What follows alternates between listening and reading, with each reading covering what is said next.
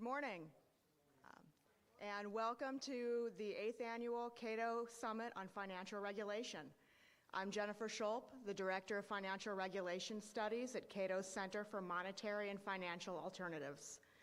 Our conference's title, The Rise of ESG and the Future of Financial Regulation, has set us a rather ambitious agenda for the day.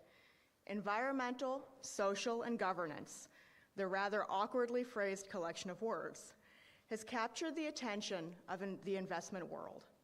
ESG-friendly investments, or those that market themselves as such, have received strong inflows in recent years, and corporations have found themselves the subject of an ongoing debate about whether their responsibility is to their shareholders alone or also to other stakeholders, and what that responsibility even means. In fact, what does ESG even mean? Will it leave a lasting mark on financial regulation? And should it? We have a full day devoted to these questions, beginning with a keynote address from SEC Commissioner Mark Uyeda, followed by expert panels addressing ESG and systemic risk, corporate governance, and investing. And we'll close out the day with a fireside chat with Professor Aswath Damodaran, known as the Dean of Valuation. We're excited to have you join us for these thoughtful discussions. Throughout the day, we'll be taking questions from our audience here in person and online. To submit an online question, please use the hashtag CatoEcon on social media or the question box on our website. So let's get this program started. We're honored to have SEC Commissioner Mark Uyeda here with us today. Commissioner Uyeda was sworn into office on June 30th, 2022. He has a deep knowledge of securities laws, having been on the SEC's staff in a variety of capacities since 2006.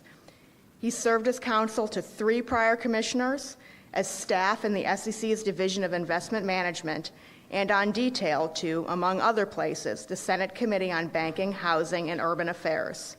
It is my pleasure to introduce SEC Commissioner Mark Uyeda.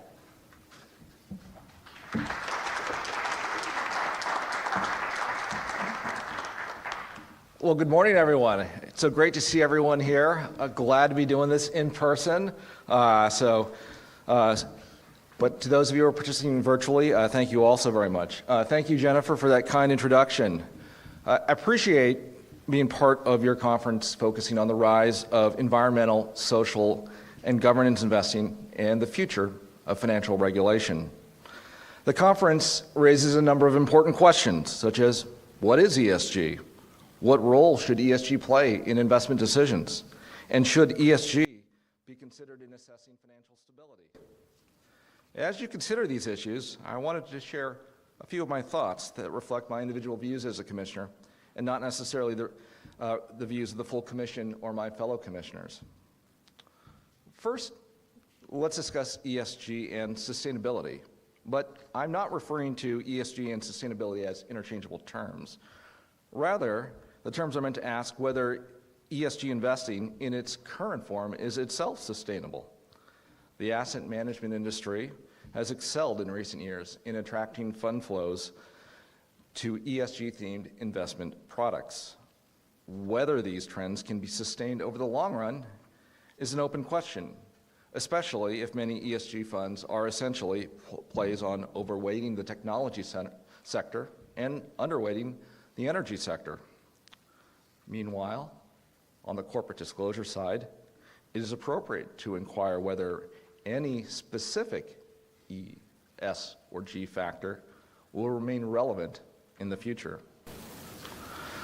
When evaluating whether any activity can be maintained, one should think about whether the long-term benefits outweigh the costs. For instance, the financial impact on enterprise valuations for various factors in the G category, such as the use of dual-class stock or classified boards of directors, have been known for a long time.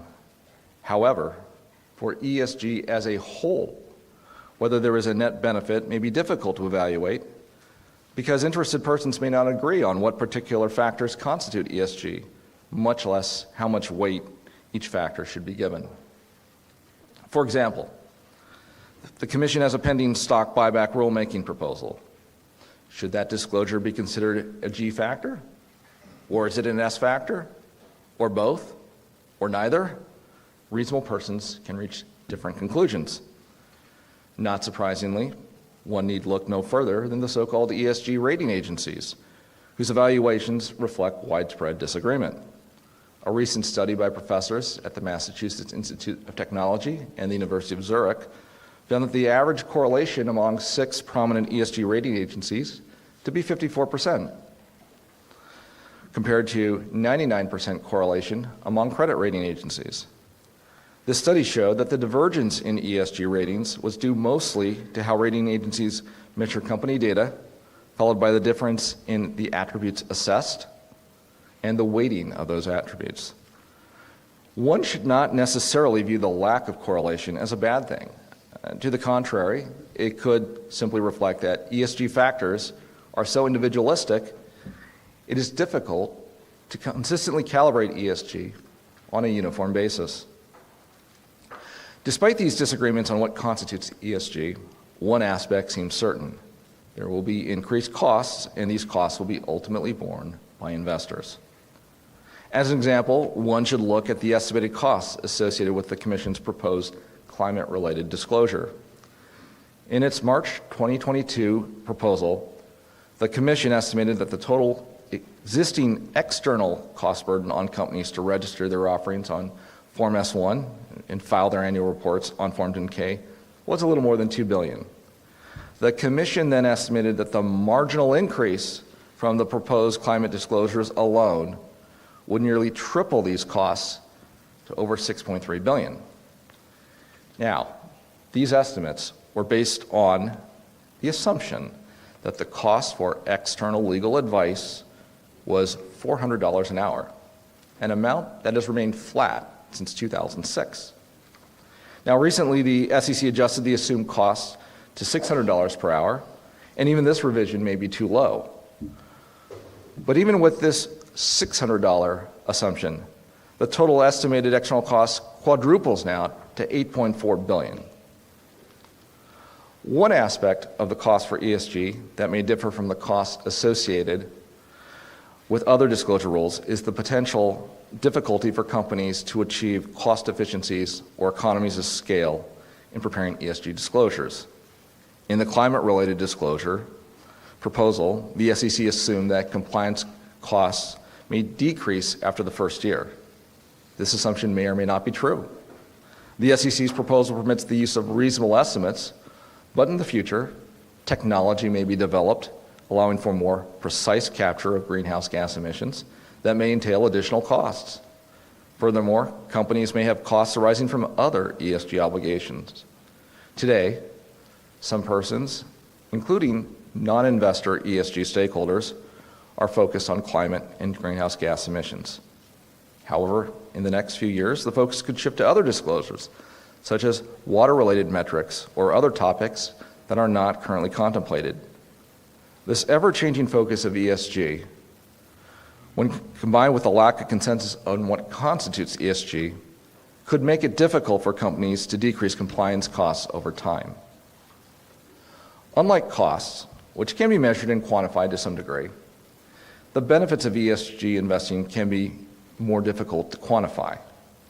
Even when quantifiable, the results are mixed.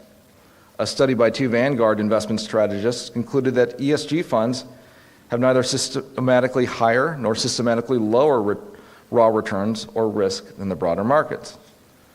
In contrast, a study by a sustainability data firm found that funds weighted towards companies with positive ESG scores outperformed the unweighted benchmark. However, focusing on the portfolio consisting of North American companies, the excess returns were only 17 basis points. Further, when broken down by the E, S, and G categories, portfolios with strong governance metrics outperformed the benchmark by the most, at 0.70%, followed by portfolios with strong environmental metrics at 0.28%. In contrast, portfolios with strong social metrics underperformed the benchmark by 1.29%.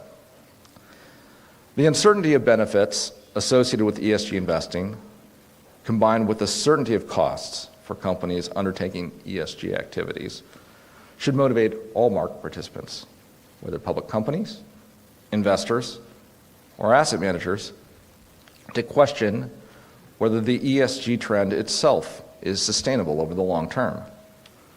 But as a starting point, it could be useful to define exactly what is ESG. Otherwise, it is difficult to implement a disclosure regime that is consistent, comparable, and decision useful when ESG factors and weightings are all in the eye of the beholder. One aspect of ESG investing, which is employed even with respect to certain non-ESG themed funds, is the idea of stewardship and engagement by asset managers with public companies. Specifically, some asset managers conduct extensive stewardship activities even when their funds are marketed as passive or index tracking investments.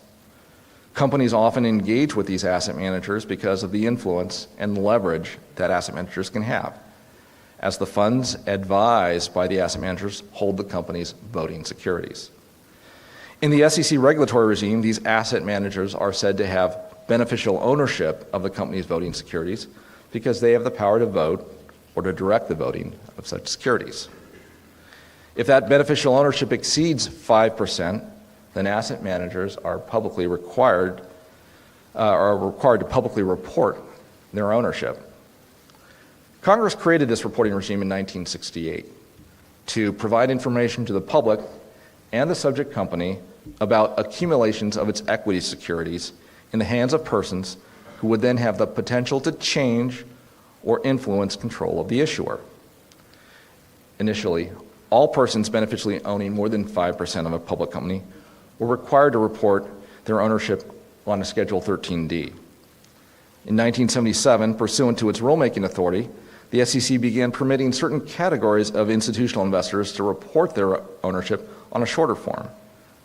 This form, initially called Schedule 13D-5 and now called Schedule 13G, requires less disclosure about the beneficial owner, is less costly to prepare, does not need to be initially filed as quickly, and does not need to be updated as frequently when compared to Schedule 13D. Asset managers registered with the SEC under the Investment Advisors Act are permitted to report on Schedule 13D if they satisfy two conditions. First, they must have acquired the securities in the ordinary course of business. And second, and more importantly, they must not have acquired and do not hold the securities with the purpose or effect of changing or influencing the control of the issuer of the securities, or in connection with or as a participant in any transaction having such purpose or effect. While there are not precise statistics comparing asset managers' use of Schedule 13D versus 13G, my observation is that the asset managers responsible for the largest mutual fund and ETF complexes nearly all report on the latter, Schedule 13G, implying that they believe both of these conditions have been satisfied. In reviewing any large asset manager stewardship website, however, mentions of ESG stewardship seem ubiquitous, from voting guidelines to engagement statistics. The information on these websites often document how the asset manager establishes expectations for ESG matters, engages with companies that aren't meeting its expectations, and how they may vote against one or more of the incumbent directors if those companies do not continue to meet their expectations.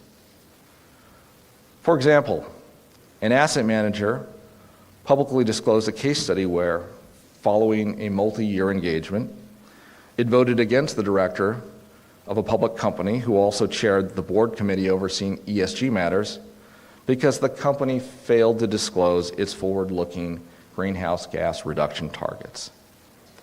This is one of many instances in which an asset manager did not support the election of a director on the basis of climate-related issues.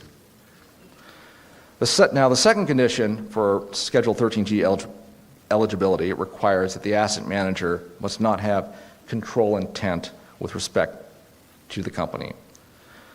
So with respect to stewardship, does an asset manager truly lack control intent?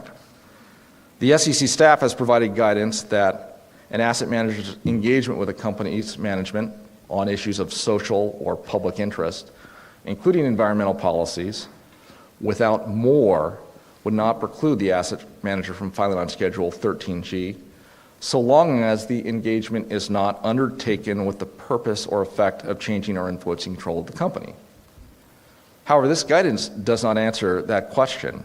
The guidance merely reiterates that the asset manager cannot take any action with the purpose of changing or influencing control. So if an asset manager develops ESG policies, meets with companies to discuss how they are not following such policies, and then votes against the directors because the company's ESG practices do not match the asset manager's policies and expectations, then has the asset manager done simply more than engage? Furthermore, the staff guidance is based on statements made in the Commission's 1998 release adopting amendments to Regulation 13DG. However, a very important change in corporate governance has occurred since then. In 1998, most board directors were elected by a plurality vote, and proxy cards generally contained the voting choices of for or withhold. Thus, the receipt of a single for vote was sufficient to elect a director. Today, in contrast, a significant number of public companies have adopted some form of majority voting provisions in uncontested elections. And directors may not be elected or seated into office if they receive more against votes than for votes. Thus, the consequences of a company's engagement with asset managers are very different today than in 1998, as an asset manager's voting decisions can be much more consequential. Now, with respect to the key part here, has an asset manager's engagement been done with the purpose or effect of changing or influencing control of the company? Now, the SEC has a definition for control under the Securities Exchange Act, which means the power to direct or cause the direction of management and policies of a company. A company's ESG practices can include, among other things, its ESG strategy and goals, the timeline on which to execute that strategy and goals, how much resources to dedicate to achieving such goals, and how much voluntary disclosure it provides with respect to the foregoing. All of these activities might be reasonably considered to be part of the management and policies of a company. A company's board, particularly the board members on a committee overseeing ESG matters, may have the power to direct or cause the direction of the company's ESG practices. So, can an asset manager's stewardship and engagement activities, with the implicit threat of voting against a director standing for re-election, be described as having the purpose or effect of changing or influencing control of the company? In my view, that's an open question.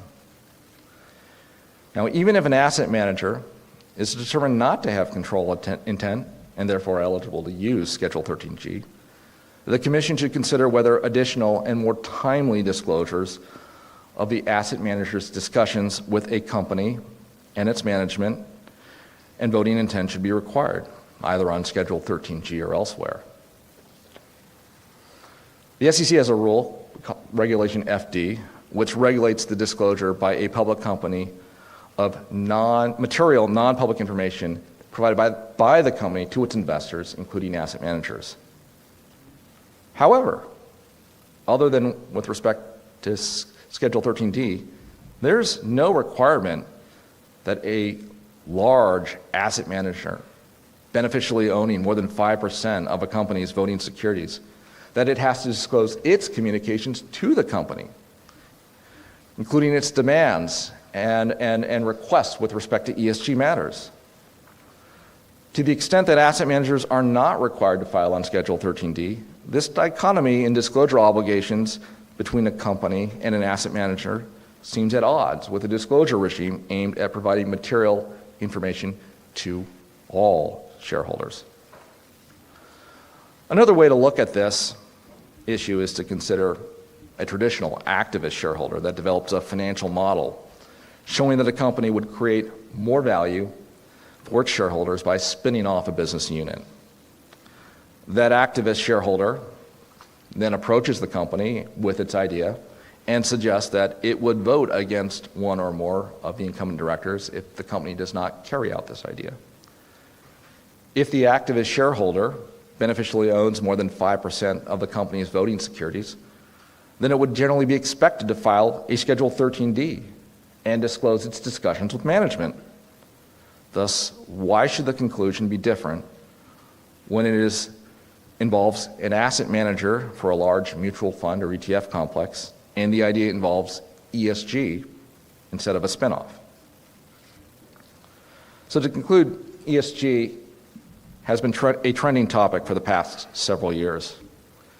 As with any new trend, market participants should evaluate how their activities within this space are consistent with their legal obligations, including any applicable fiduciary duties. Additionally, the Commission should consider whether current rules capture the activities and behavior associated with this new trend, particularly with the efforts of significant shareholders to change or influence the management and policies of public companies. If so, the Commission should enforce these rules. And if not, the Commission should evaluate whether an update to those rules is needed. So thank you very much for giving me part of your morning to let me explain some of my thoughts. I hope you enjoyed the rest of today's conference. And I think we've got some time for some questions. Yeah, we do have some time. For questions. We'll be taking questions in the audience. Just raise your hand. And if you're online, remember, put a question in the box or hashtag CatoEcon. We can start right here.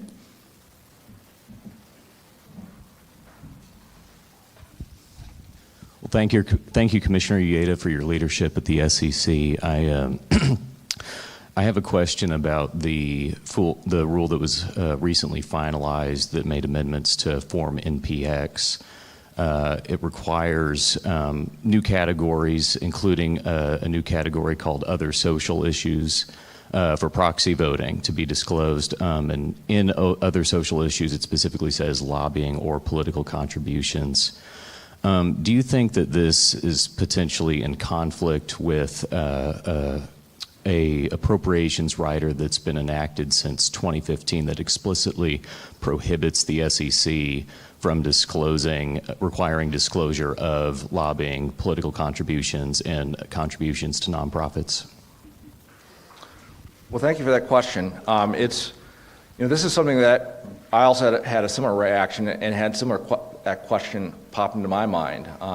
This is a rider that I think this Commission's been subject to for about 5 or 6, maybe even more years, for a long period of time, which says that we can't finalize, adopt, or implement any rule with respect to disclosure of political contributions, as well as I think also contributions to tax-exempt entities and dues to trade associations.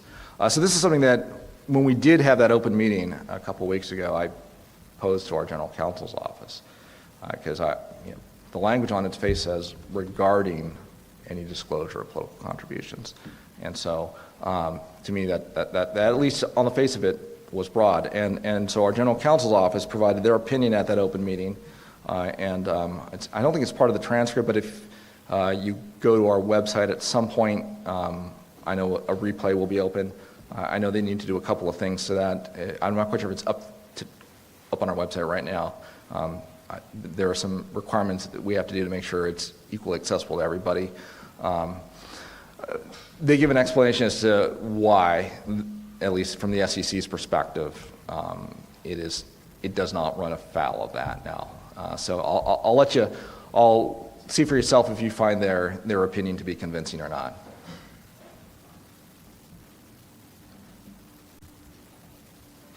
Thank you. Hi, I'm Janice Walk-Grenadier. I launched Judicialpedia about a year ago. And what we're noticing is people are filing complaints with the SEC over Ocwen/PHH. They have some insider trading that was reported that of 4 million units that they paid $12 million for, and there was a $304 million profit. To the insiders, Leon Cooperman owned 10%. My question is, how are whistleblowers who are making these complaints to the SEC, and when they call in, they're being ignored. How can we help you in helping the American public get some justice over this stuff? Well, first off, let me say, we've got a whistleblower program in place, and shown tremendous results, oftentimes creating information that we otherwise would not have received.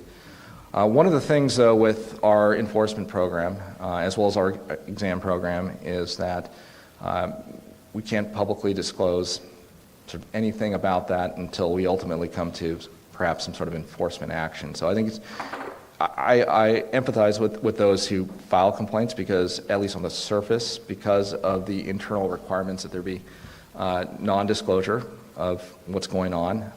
And in part, that's not only to protect the integrity of the investigation, but also for people who are potentially subject to these investigations that especially to the extent they are found not liable or no violation, it turns out, has occurred, that their reputations are not besmirched. So I empathize with the frustration that from the outside you don't know what's happening. It just seems like a black box.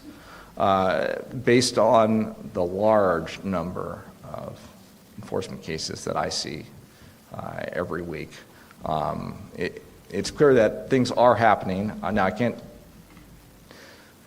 may not be with every tip that comes in because some of them just don't pan out, but there is a very robust set of activity coming with our enforcement efforts.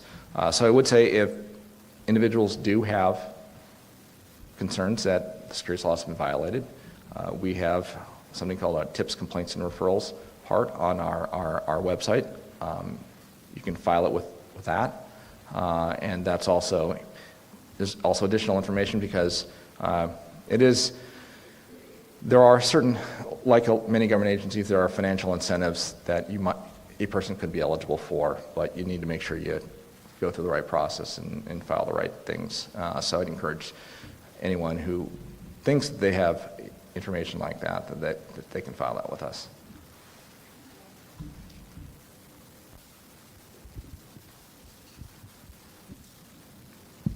Thank you.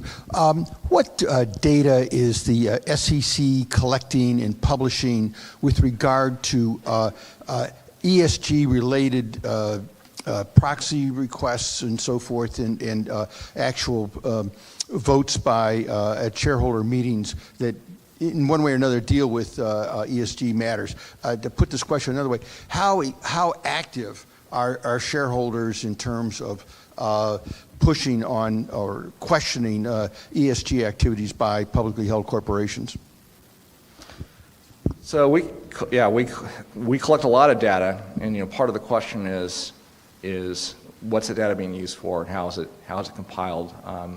The first question was just asked about a matter we voted on a couple weeks ago, which would increase the amount of information available by mutual funds.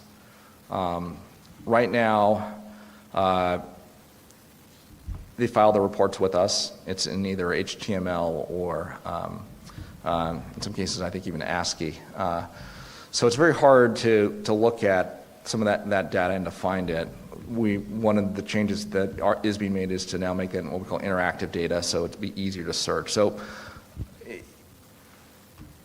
we get that information. In addition, if you are a holder of a particular company, that company, after the annual meeting is held, they need to file on our system called EDGAR, our electronic data reporting system. They need to say, here are the items that were on the agenda for the meeting, and here is what the final votes were for and against, and to spell all that out. So those are parts. I'm not aware offhand if we sort of produce aggregate data on that or classifications. I think we now have this rule, which at least on the fund side does require classifications on different types, whether it's governance related or environmental related.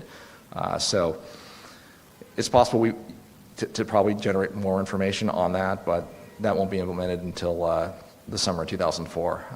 Right now, it's the implementation schedule. And if you're willing to take one more question. Sure. I have a question from Richard Q. in our online audience. He asks, does the recent Supreme Court decision in West Virginia v. EPA cast doubt on the ability of the SEC to branch out into policymaking, like the climate disclosure rule or other ESG topics? Well, I think that's the million or billion-dollar question. You have certainly everybody at the agency is aware of the West Virginia case, and then there's also our statutory authority, which is, in essence, says we can require it if it's in the public interest and for the protection of investors. And there's a lot of questions as to what exactly does that mean.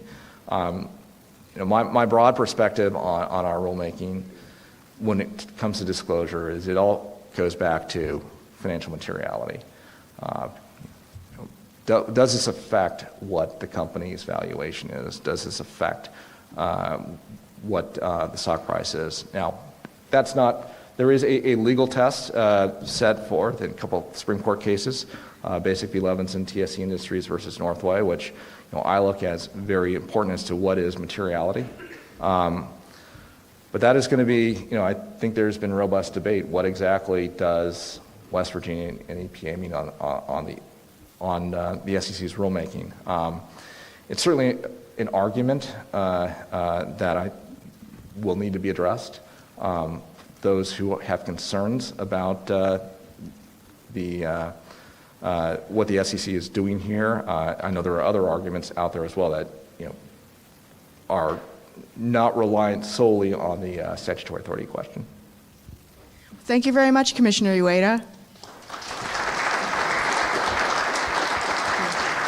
We're going to take a break. We'll join us back at 10:15 for our panel discussion on ESG and systemic risk.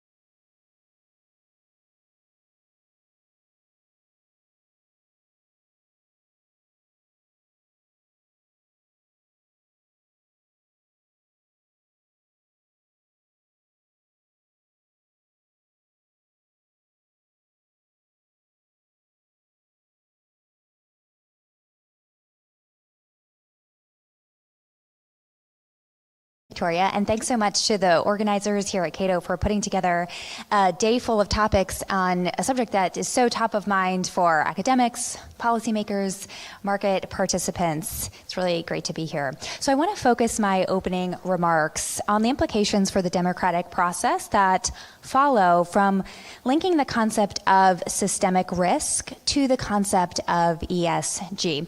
And specifically, I want to talk about the risk that introducing a connection between ESG and systemic risk conveys incredible power to bank and markets regulators to expand their jurisdiction regardless of what Congress does or says. So big picture, these are two terms that don't have a coherent or a stable definition. And the result of that being that inflating these terms or blending them together can aggrandize regulators' power. So for quite some time now, we've heard bank regulators bandy about the term financial stability risk in connection with the E in particular in ESG. And if what bank regulators want to do is to use their regulatory and supervisory tools to incentivize or compel banks to do something about climate change, well, there's no better way to do that than to characterize climate change as a financial stability risk. That's really the key that is going to unlock so many doors. So I want to walk through three key examples with you now. So first, consider the Fed. It's difficult to say that the central bank doesn't have something to do with financial stability in the banking sector. Of course it does. But this can't mean that the Fed has infinite ability to identify and act on what it describes as a financial stability risk. After all, Congress declined to give the Fed a financial stability mandate when it passed the Dodd-Frank Act, and that should at least tell us something about the limits of the Fed's power in this respect. But so far, characterizing climate change as a financial stability risk has allowed the Fed to start to think about and use its microprudential tools of bank supervision. So these are supervisory ratings, assessment about banks' underwriting and asset allocations, and moral suasion, of course. And also to think about using macroprudential tools like scenario analysis that really shift incentives for banks. Now, climate change as a financial stability risk could also give the Fed some footing to argue that it should increase capital requirements for banks vis-a-vis certain kinds of brown assets. Okay, so now let's think about the Financial Stability Oversight Council, the FSOC. So monitoring for emerging nascent financial stability risks, well, that is the FSOC's congressionally assigned job. But again, we still don't have a clear or bounded definition of what a financial stability risk is, and there are major regulatory implications that follow from an FSOC determination that something is a financial stability risk. So for an institution that the FSOC determines to be systemically risky, well, it can, if it wants to, regulate that institution like a bank. Were an activity, like, for example, investing in brown credit assets, to be determined to be systemically risky, well, then that gives the FSOC the footing to recommend to primary bank and markets regulators to do something about that risk, to take some action. And in the case of climate, the FSOC has been active in pressing the regulators to think about how to refit their supervisory tools to engage industry participants on climate risk. So finally, let's think about the SEC. Now, the SEC doesn't have a financial stability mandate, but it can require disclosures or make decisions about liability for public companies based on what would be material to a reasonable investor. And if financial regulators say that engaging in business practices that fuel climate change is a systemic risk, well, that's a very neat storyline to describing why some piece of information about some climate activity would be material to a reasonable investor. So what is the problem with this state of play? Now, to wrap up, I want to draw attention to two main points. The first is about accountability, and the second is about independence. So regarding accountability, the attempt to define climate or anything else under the heading of ESG as a financial stability risk is ultimately a path to end-running Congress and expanding a bank regulator's own mandate. Now, this is a really slippery slope. There are many things that can be a financial stability risk. So the question is, where do we allow regulators to draw the line? When financial regulators have carte blanche to define the scope of their own mandates, that can present problems for the legitimacy of the regulatory action and also for its breadth. Now, second, regarding independence, we should appreciate that the president can make decisions about what he thinks is a financial stability risk, and through the Treasury Secretary, who helms the FSOC, can then influence the financial regulatory agencies, which are supposed to be independent of the executive branch's economic agenda. So to conclude, although addressing systemic risk is incredibly important, it's equally important to reflect on the big picture fact that making a factual determination that not advancing some ESG goals is tantamount to fueling systemic risk essentially becomes a legal fait accompli, a mechanism for expanding bank regulators' authority over an important yet still contentious issue that really should be further worked out by Congress. Thank you. Thanks so much, Christina. Next, we'll turn to Jeremy. Thanks, Victoria, and thank you for having me at this conversation. I want to do two things in my opening remarks today. First, I will disclose a little bit about my biases through which I approach these issues, and then I will make the base case for why climate risk is something that financial regulators should pay attention to in addressing their systemic risk responsibilities. So first of all, my biases. When I look at the steps that financial regulators have taken to address climate risks in the financial system, I do not see financial regulators trying to allocate capital. I do not see financial regulators getting out of their lanes. I do not see financial regulators trying to cut off funding to a particular industry or set of industries. What I see when I look at what financial regulators are doing is financial regulators doing their jobs. Right? That is ensuring safety and soundness of individual financial institutions and the safety and soundness of the financial system more broadly. Right? So with that disclosure out of the way, let me just make the base case for why I think climate financial risk is something that financial regulators should rightly pay attention to. Two types of risks that could manifest for borrowers and for the financial institutions that serve them. The first is physical risk. Right? Physical risk is the risk of acute or chronic weather disasters that affect borrowers or companies that borrow from financial institutions. Right? So this could be flooding, it could be hurricanes, it could be droughts, it could be chronic sea level rise that calls into question the creditworthiness of some borrowers. Second type of risks is transition risk. This is changes in consumer behavior or changes in government policy in response to climate change. So you could imagine consumers no longer want to live in coastal areas anymore as a result of chronic sea level rise. The banks that hold those mortgages in coastal areas may take losses on those properties. So that's physical risk, transition risk. These risks are real and they are economically meaningful. Right? We know they're economically meaningful because markets react to them. Right? Looking at bond yields, for example, for companies and countries that are highly exposed to climate risk, depending on which of the academic studies you look at, bond spreads are 100 to 200 basis points higher for issuers that are highly exposed to physical or transition risks. Credit rating agencies also respond to physical and transition risks. All three of the major credit rating agencies have downgraded issuers on the basis of their exposure to physical and transition risks. So physical and transition risks are real, and there's a reason to be concerned that banks and other financial institutions do not appropriately internalize those risks. Right? We know that banks and other financial companies benefit from a whole host of implicit and explicit government backing, including subsidized deposit insurance. As a result, we think that financial institutions don't always internalize all of the risks they're taking. And I think that risk of moral hazard is particularly acute in the climate context because if the worst case climate scenarios materialize, I think it's fairly likely that the private sector won't have to bear all of those costs.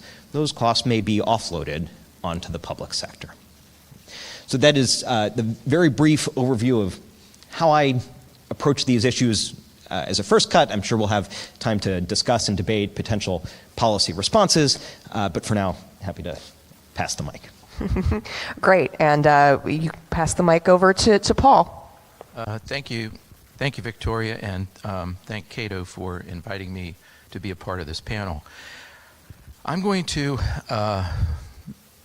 organize my opening remarks around a question that the organizers asked the panelists when we met to plan for this meeting. Could we explain the relationship between ESG and systemic risk? And so I'm going to try to do that.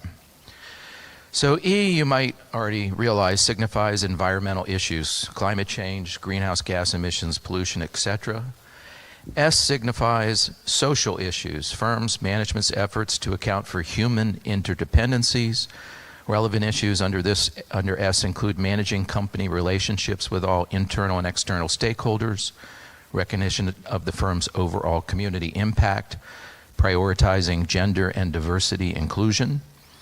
G signifies firm governance, companies' policies regarding race, gender, and other aspects of the composition of its board of directors and employees, appropriate hiring and firing policies, executive compensation policies, and policies related to the company's lobbying and political contributions. Now, the S and G terms, as we've already heard this morning, are not particularly well defined. That is not really just my opinion. It's a fact you can verify by looking at all the descriptions of the E, S, and G all across the internet on the ESG expert websites. You'll get different definitions on every one of them.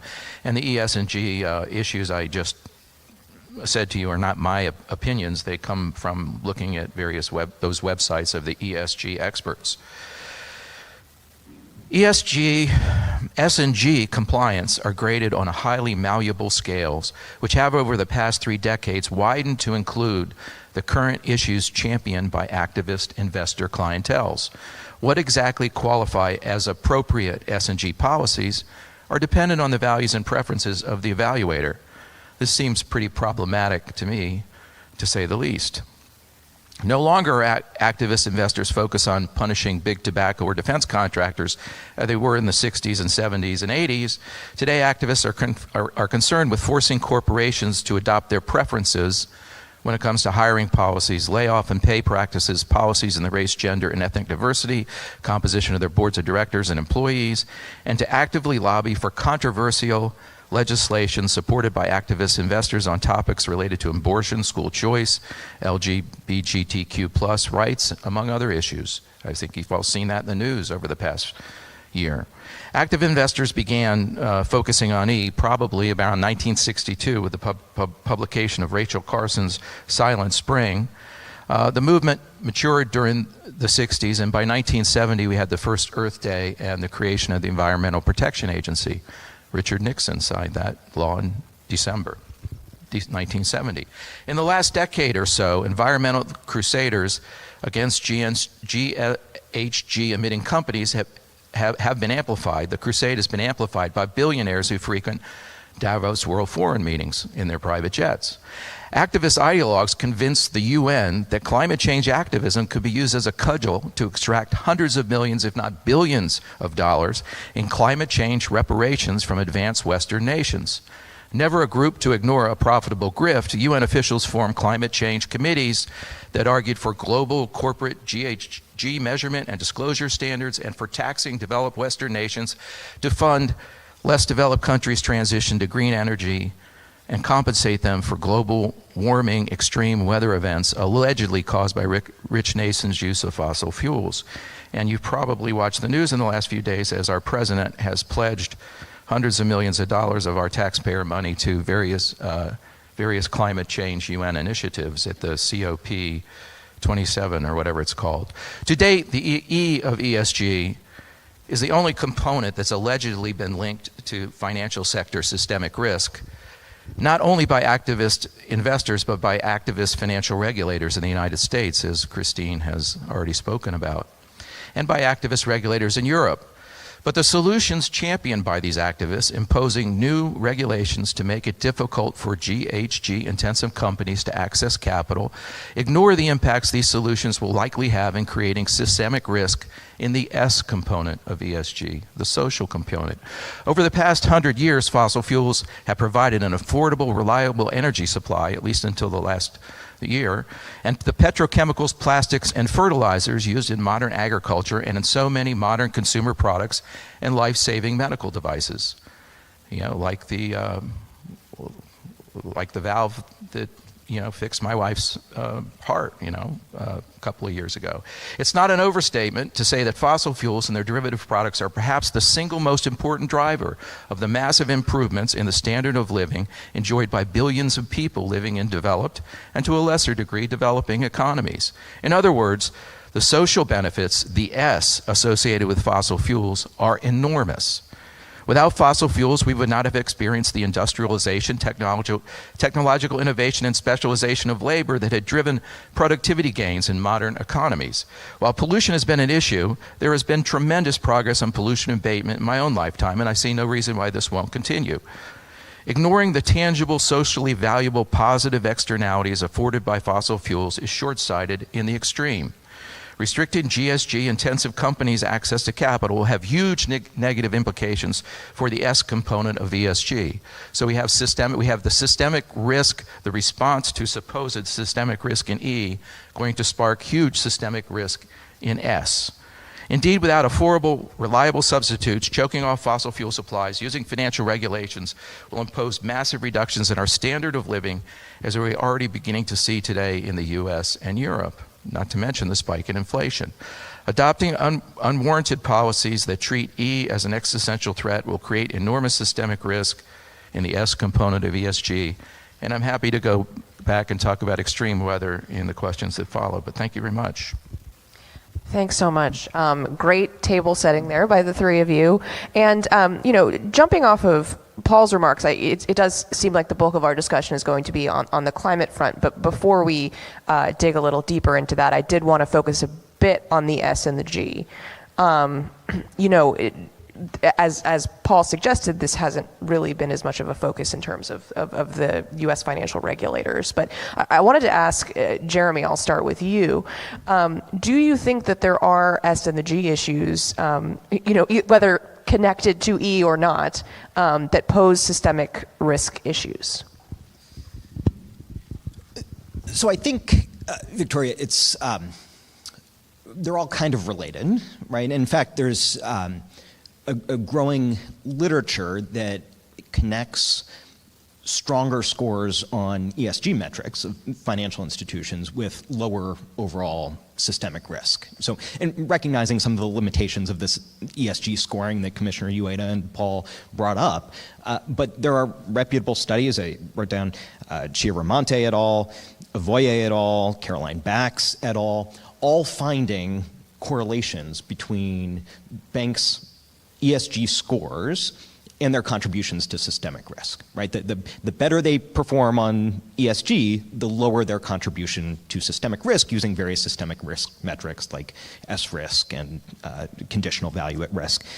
So quoting from Chiaramonte, when considering aggregated ESG scores, engagement in corporate social responsibility practices is associated with higher stability, i.e. lower default risk during crisis. It also seems to encourage more prudent banking activities, fostering more stable relationships with the financial community and enhancing reputation. I think that the G factor is something that bank regulators have recognized for a long time is relevant to systemic risk, right? That's why management is one of the primary components that supervisors look at when evaluating banks' annual supervisory ratings. That's why the Dodd-Frank Act required large bank holding companies to establish risk management committees. That's why the Dodd-Frank Act required the regulators to issue rules about incentive compensation. Those rules, of course, still are not finished. But I think, there is that growing body of literature, and then the fact that governance has been central to how financial regulators have thought about systemic risk for decades does suggest that there is a connection.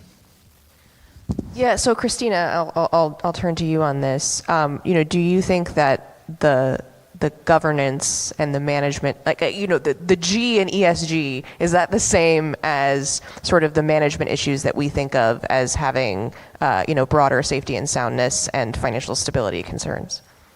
Yeah, great question, and I'm really glad that Paul touched on this as well. So to answer your question directly, I think governance is incredibly important from a macro perspective also. So some of my very early work sort of looked at the relationship between bank culture and sort of general health in the financial system. That being said, consistent with my earlier remarks, I don't think that means that we need to give regulators new tools to deal with governance issues in banks and other financial firms. There are existing laws and frameworks that are meant to help regulators sort of get at the E question. But I think one of the biggest or most unfortunate aspects of the ESG conversation today is that it has really sidelined important conversations that were going on about governance. So after the financial crisis, there was a lot of attention in the banking industry, for example, to thinking about norms and culture that led to some very productive industry innovation and thinking about ways to better align incentives, ways to improve accountability, right? And all of this conversation was sort of iterative between regulators and the industry, but was not, packaged in the ESG framework that we have today. It was just sort of something that the industry had evolved on its own in response to, more or less rising attention to the issue. And environmental issues could have gone that way too, where we sort of let the industry innovate to try and deal with the environment as well. But ESG, I think, thinks about governance in a totally different way. And if you go back to the original way that Kofi Annan and others at the UN talked about ESG, they really thought of the G as sort of a way just to elevate or effectuate the E and the S. And so that's more or less what's happened. We haven't been having these separate conversations about good governance in firms, which is good for everyone, but rather we've just been thinking about, to the extent we talk about G, how can we use it to make those E goals happen better? Let me take a crack at this. I think I'm maybe the only one on stage here who actually was an examiner in large banks. I mean, I've been on large bank exams when I was at the FDIC, in fact, the biggest shops. We didn't worry about ESG stuff. We worried about exposures and models. In fact, there are studies by the New York Fed and multiple studies that show that banks actually handle climate events like hurricanes, tornadoes, floods very well. They come out. They lose a little bit in the short run because loans default, or some of them default, but they make money up in the years after because they have to rebuild. They loan money to rebuild. So the Federal Reserve studies itself shows that extreme weather events are not a risk to well-managed banks. In fact, I was at the FDIC during Katrina. There isn't a bank in Louisiana that failed with Katrina. Some of them got bought up later on, but there wasn't one bank failure out of Katrina. And Katrina shut the whole place down for quite a while, as you might remember. So banks do pretty. They can survive events pretty well. We have flood insurance, mandatory flood insurance on any mortgage made by a bank because a bank's federally insured. All of them, you all have. If you're in floodplain, you have to buy flood insurance. Earthquake insurance, if you're in California, banks mandate that. It's not like banks don't understand environmental problems and risk manage them. And the tools are available to them and they use them. So I think this is, safety and soundness, this is a lot of hooey. Climate change, banks can manage it. I think if you ask Jamie Dimon, he would not be worried about extreme weather events affecting JP Morgan Chase. I just don't think that's true. And I can also say the whole issue about coastal building and all that. I get probably three phone calls and postcards a week wanting to buy my house in Bethany Beach. Right? Nobody seems to be very scared about it floating away. And I can tell you many other people have that same. I think the price appreciation in Florida along the coast was higher pretty much than most any other place in the nation over the last few years. So. I think the people vote with their feet, and I think the people are not really particularly concerned about this. If you're in Florida, you have to pay high flood insurance rates. If you're at the beach, you have to pay flood insurance rates, or pay for it yourself, the whole house yourself, and not have a mortgage. I mean, there are things in place. So I really discount these stories, and I think that's what they are, stories. If I could just, we veered from S&G back to E, but I knew it would happen. I'm familiar with the New York Fed study that Paul cited, and I just want to point out some limitations of that study that the authors themselves acknowledge. That study, of course, was based only on physical risks, not transition risks. The study was based on historical data, does not take into account future climate projections. And the study only looked at acute events, did not take into account potential chronic changes like sea level rise or drought.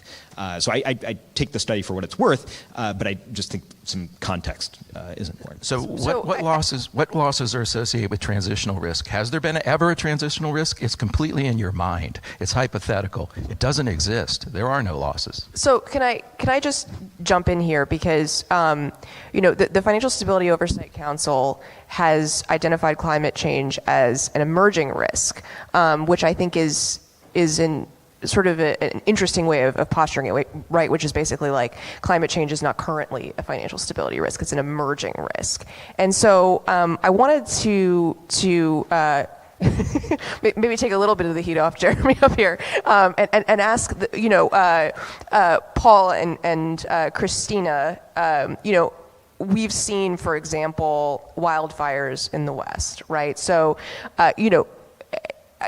I think that if there's anything that I've sort of been reinforced with lately, it's that we have no idea what's going to happen in the world. And so I'll pose something, sort of extreme, right? Like let's say, the entire western half of the country is on fire.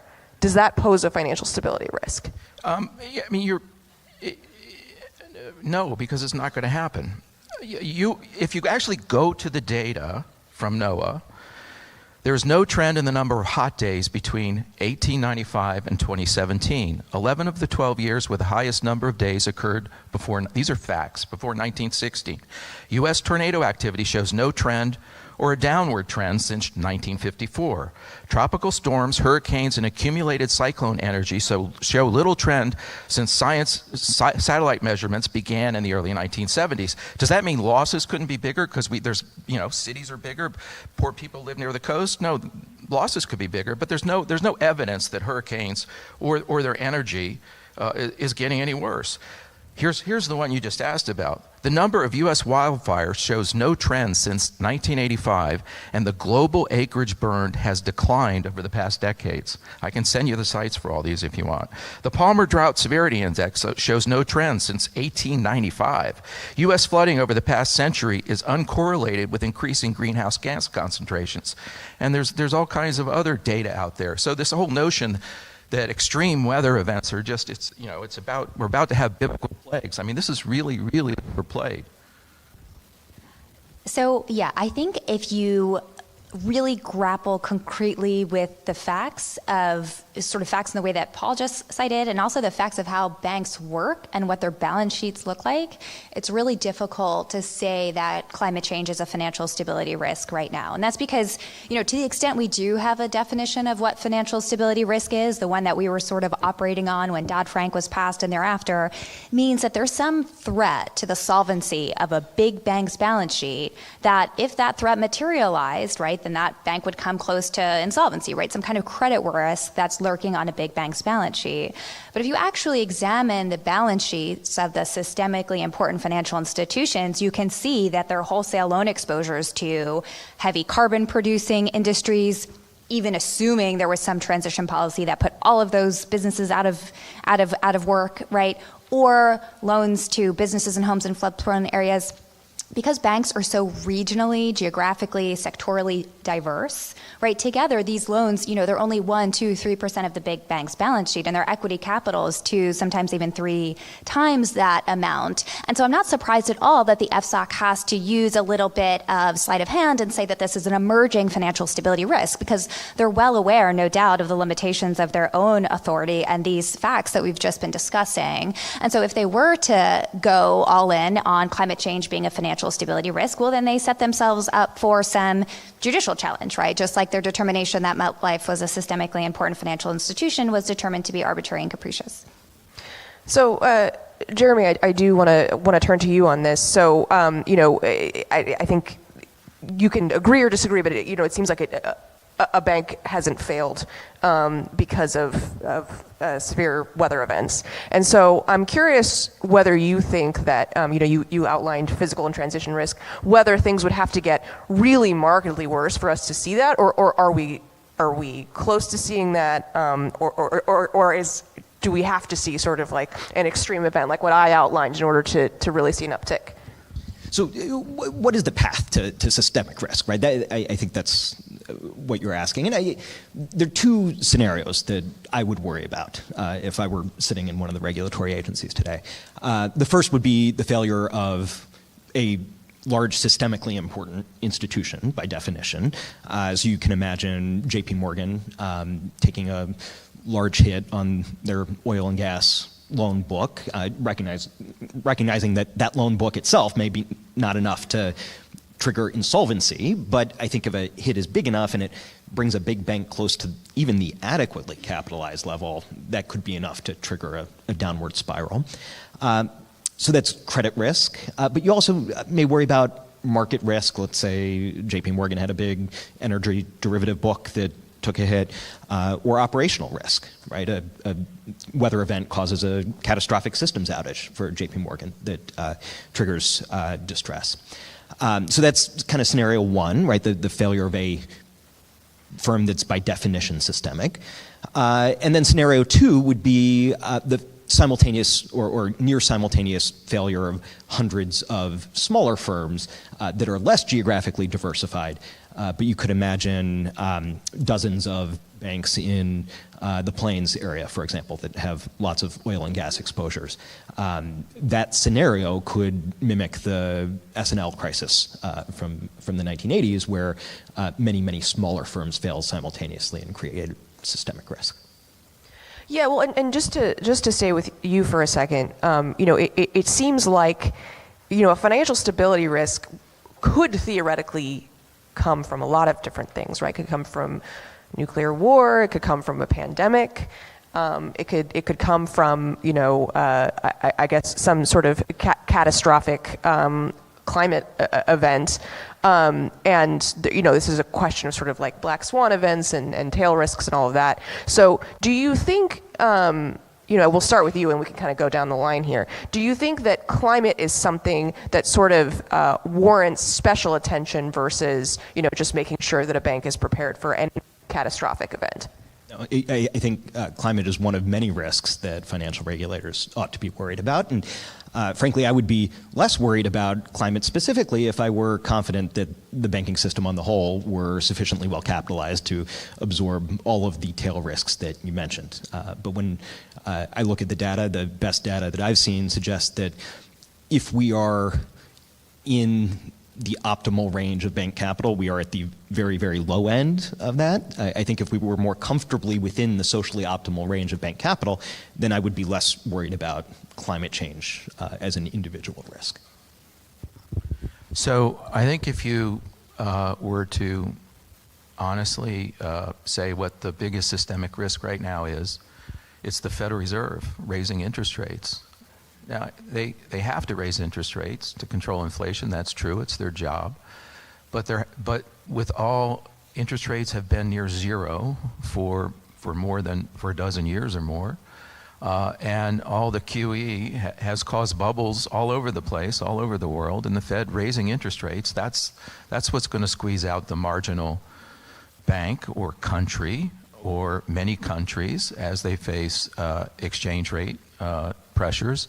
This right now should be the biggest financial worry. It's the Federal Reserve. It's not ESG. It's not climate change. I think I don't see how if you even read the newspapers or watch what's going on, you could think differently. So I think the answer to how bank regulators, how the Fed should deal with tail risk is pretty simple. I mean, most of the provisions in the Federal Reserve Act, the discount window, emergency liquidity facilities, right, all of these instruments of monetary policy are generally agnostic as to the cause of a shock, right? It doesn't really matter what causes instability in the economy. The Fed has a range of tools at its disposal to help the financial system weather that storm. And the same should be true of its approach to dealing with tail risk, right? So as long as the banking sector is adequately capitalized to all types of exogenous risk, whether that's climate, nuclear, pandemic, inflation, what have you, then bank regulators have done their job and they shouldn't be doing anything else. And I think Jeremy and I may disagree about what adequate capitalization might mean, but the principle holds true. For bank regulators to do something more than that, I think is an effort to engage in capital allocation to try and affect the flow of capital from banks. We were talking about asset managers before and their effort to affect the flow of capital. So I do want to remind people that we're going to be taking questions soon. So be thinking of anything else that you want to add to this conversation. I feel like we're almost just getting started here. So I do want to ask a sort of a weedsier question, which is, for the largest institutions, they're required to come up with resolution plans for what would happen in the event of failure, and we sort of have stress testing, which obviously the regulators are doing sort of a stress test light for climate. They're doing climate scenario analysis. So I'm curious, it's kind of, we'll see with the ideological distribution up here. I'll be interested to hear what Paul and Christina's answer is. But what do you think regulators should do next on this front? And maybe more to what Paul and Christina might think, what is the worst thing that they could do on this front? Yeah, so it's kind of funny. I have spent probably 20-some years in the Federal Reserve and FDIC writing about capital requirements and working on capital requirements. And I'm not the one worried about insufficient capital at banks. I mean, the biggest banks in the U.S., the G-SIBs, are the strongest capitalized banks on the planet, the face of the planet. They are. Put your money in pick a bank, J.P. Morgan. I mean, they're the safest institutions. We've put so many capital requirements in place, stress testing on top of it, and all this. I mean, it's kind of strange that we're coming back thinking that capital is insufficient at the largest banks. I mean, they're as well capitalized as they've ever been in modern history.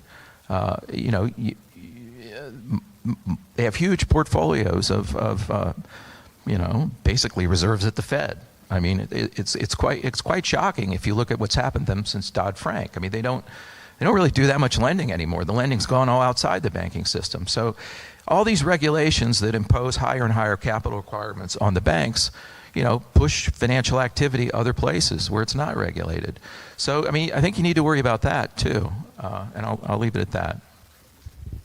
Well, I agree. I think to the extent we're looking for some kind of financial stability risk and a business practice that causes environmental damage, we should be looking at the crypto space, not the banking sector. But I will leave that for another day and another conference. I think you asked what is the worst thing that regulators can do in sort of the end part of your question. I think the worst thing that the composite of bank and market regulators could do is to really be successful in incentivizing banks and other capital allocators to divest from U.S. oil and gas. I think that's incredibly dangerous from a national security standpoint, and so I think that's the worst thing we could do. Right? We know that demand for fossil fuels is not decreasing, so to the extent we force the production outside of the U.S. to the OPEC states, to Russia, that puts our energy security position in an incredibly perilous place, and giving those sovereigns more geopolitical power is not, I think, a smart strategy. And so what the financial regulators are doing is not happening in a vacuum, and so that's what I worry about a lot also. So, if I could just sketch out an agenda for the next 2 years of the Biden administration. I think, step number one is data collection and analysis, right? Just understanding where we are. I think that's what the Fed is starting to do with its pilot scenario analysis. Involving the climate scientists early as well. With all due respect to Paul, I think getting scientists with an accurate view of climate change in the room is important. And then identifying what the market failures are, right? Because if there is going to be regulation, it's got to be in response to a market failure, and analyzing whether there could be problematic externalities that warrant regulatory or supervisory intervention. And at that point, once you've done that analysis, you can make some decisions about, is a lighter touch supervisory approach enough, whether it's non-binding stress tests or risk management guidance. If I could go back and amend my prior answer, even if we had a sufficiently well-capitalized banking system, I think climate risk is still something you would want to look at on the supervisory side, just like supervisors should still ask banks, what's your pandemic preparedness plan? What's your nuclear war preparedness plan? I think climate risk should still be on that supervisory differential. It's possible, though, that the data tells you that light touch supervision isn't enough, and you might need more prescriptive regulatory intervention in the order of binding capital stress tests or climate capital rules. And then the other thing that would be on my agenda would be cross-sectional coordination, right, between the banking regulators and non-bank regulators, because it would make little sense just to propose and implement bank-only climate rules. The risk would just migrate to the non-bank space, as Paul said. And international coordination for the same reason, because climate risk will migrate across borders. And if I could just answer the question about what's the worst thing that could happen in this space, one of the things I worry about is that the U.S. is lagging what international regulators and what standard-setting bodies are doing globally. We could end up with a situation where the U.S. becomes the go-to source for financing for climate-intensive issuers. And I worry long-term, if the United States doesn't keep pace, that we will become increasingly exposed to climate financial risk. So international coordination needs to remain a priority. Could we talk about the real scientists, those climate change guys? Do you know that the mainstream climate models like the IPCC overestimates the actual temperature trend by a factor of 2? So they're really wrong. They can't predict the actual warming that happened between 1910 and 1945. There was no greenhouse gas emission change in the atmosphere over this period, but we had a lot of warming going on, but the models don't pick any of that up. There's all kinds of other anomalies. Given that the government and scientists in the literature recognize this, their models disagree on what happens. They're all over the place. Just like in stress testing, which you guys seem to think that the Fed runs a stress test, those numbers must be accurate. Well, there's no test for accuracy in any of that. And in these environmental models, they're all simulations, and they're all over the place. The variability you can get in the temperature change is astounding, and we're going to rely on those to impose new capital standards on banks and other firms. So, given that the government agencies and the international bodies wholly dedicated to measuring the impact of greenhouse gas emissions on the climate find the task very daunting, and there's a lot of unresolved scientific complexities. We're going to ask the Federal Reserve, the OCC, and the FDIC to do that, and then further estimate how those changes in temperature are going to affect the loans they make and the default rates. I mean, this is truly astonishing. You really think people can do that? That's amazing. I guess you've never done any econometrics in your life before, because this is just beyond the realm of possibility. So I want to respond to two other points that were made just a moment ago. I think first, looking at Europe and seeing that they've moved further ahead in terms of what their central bank is doing, what they've done in terms of things like creating a European-wide taxonomy.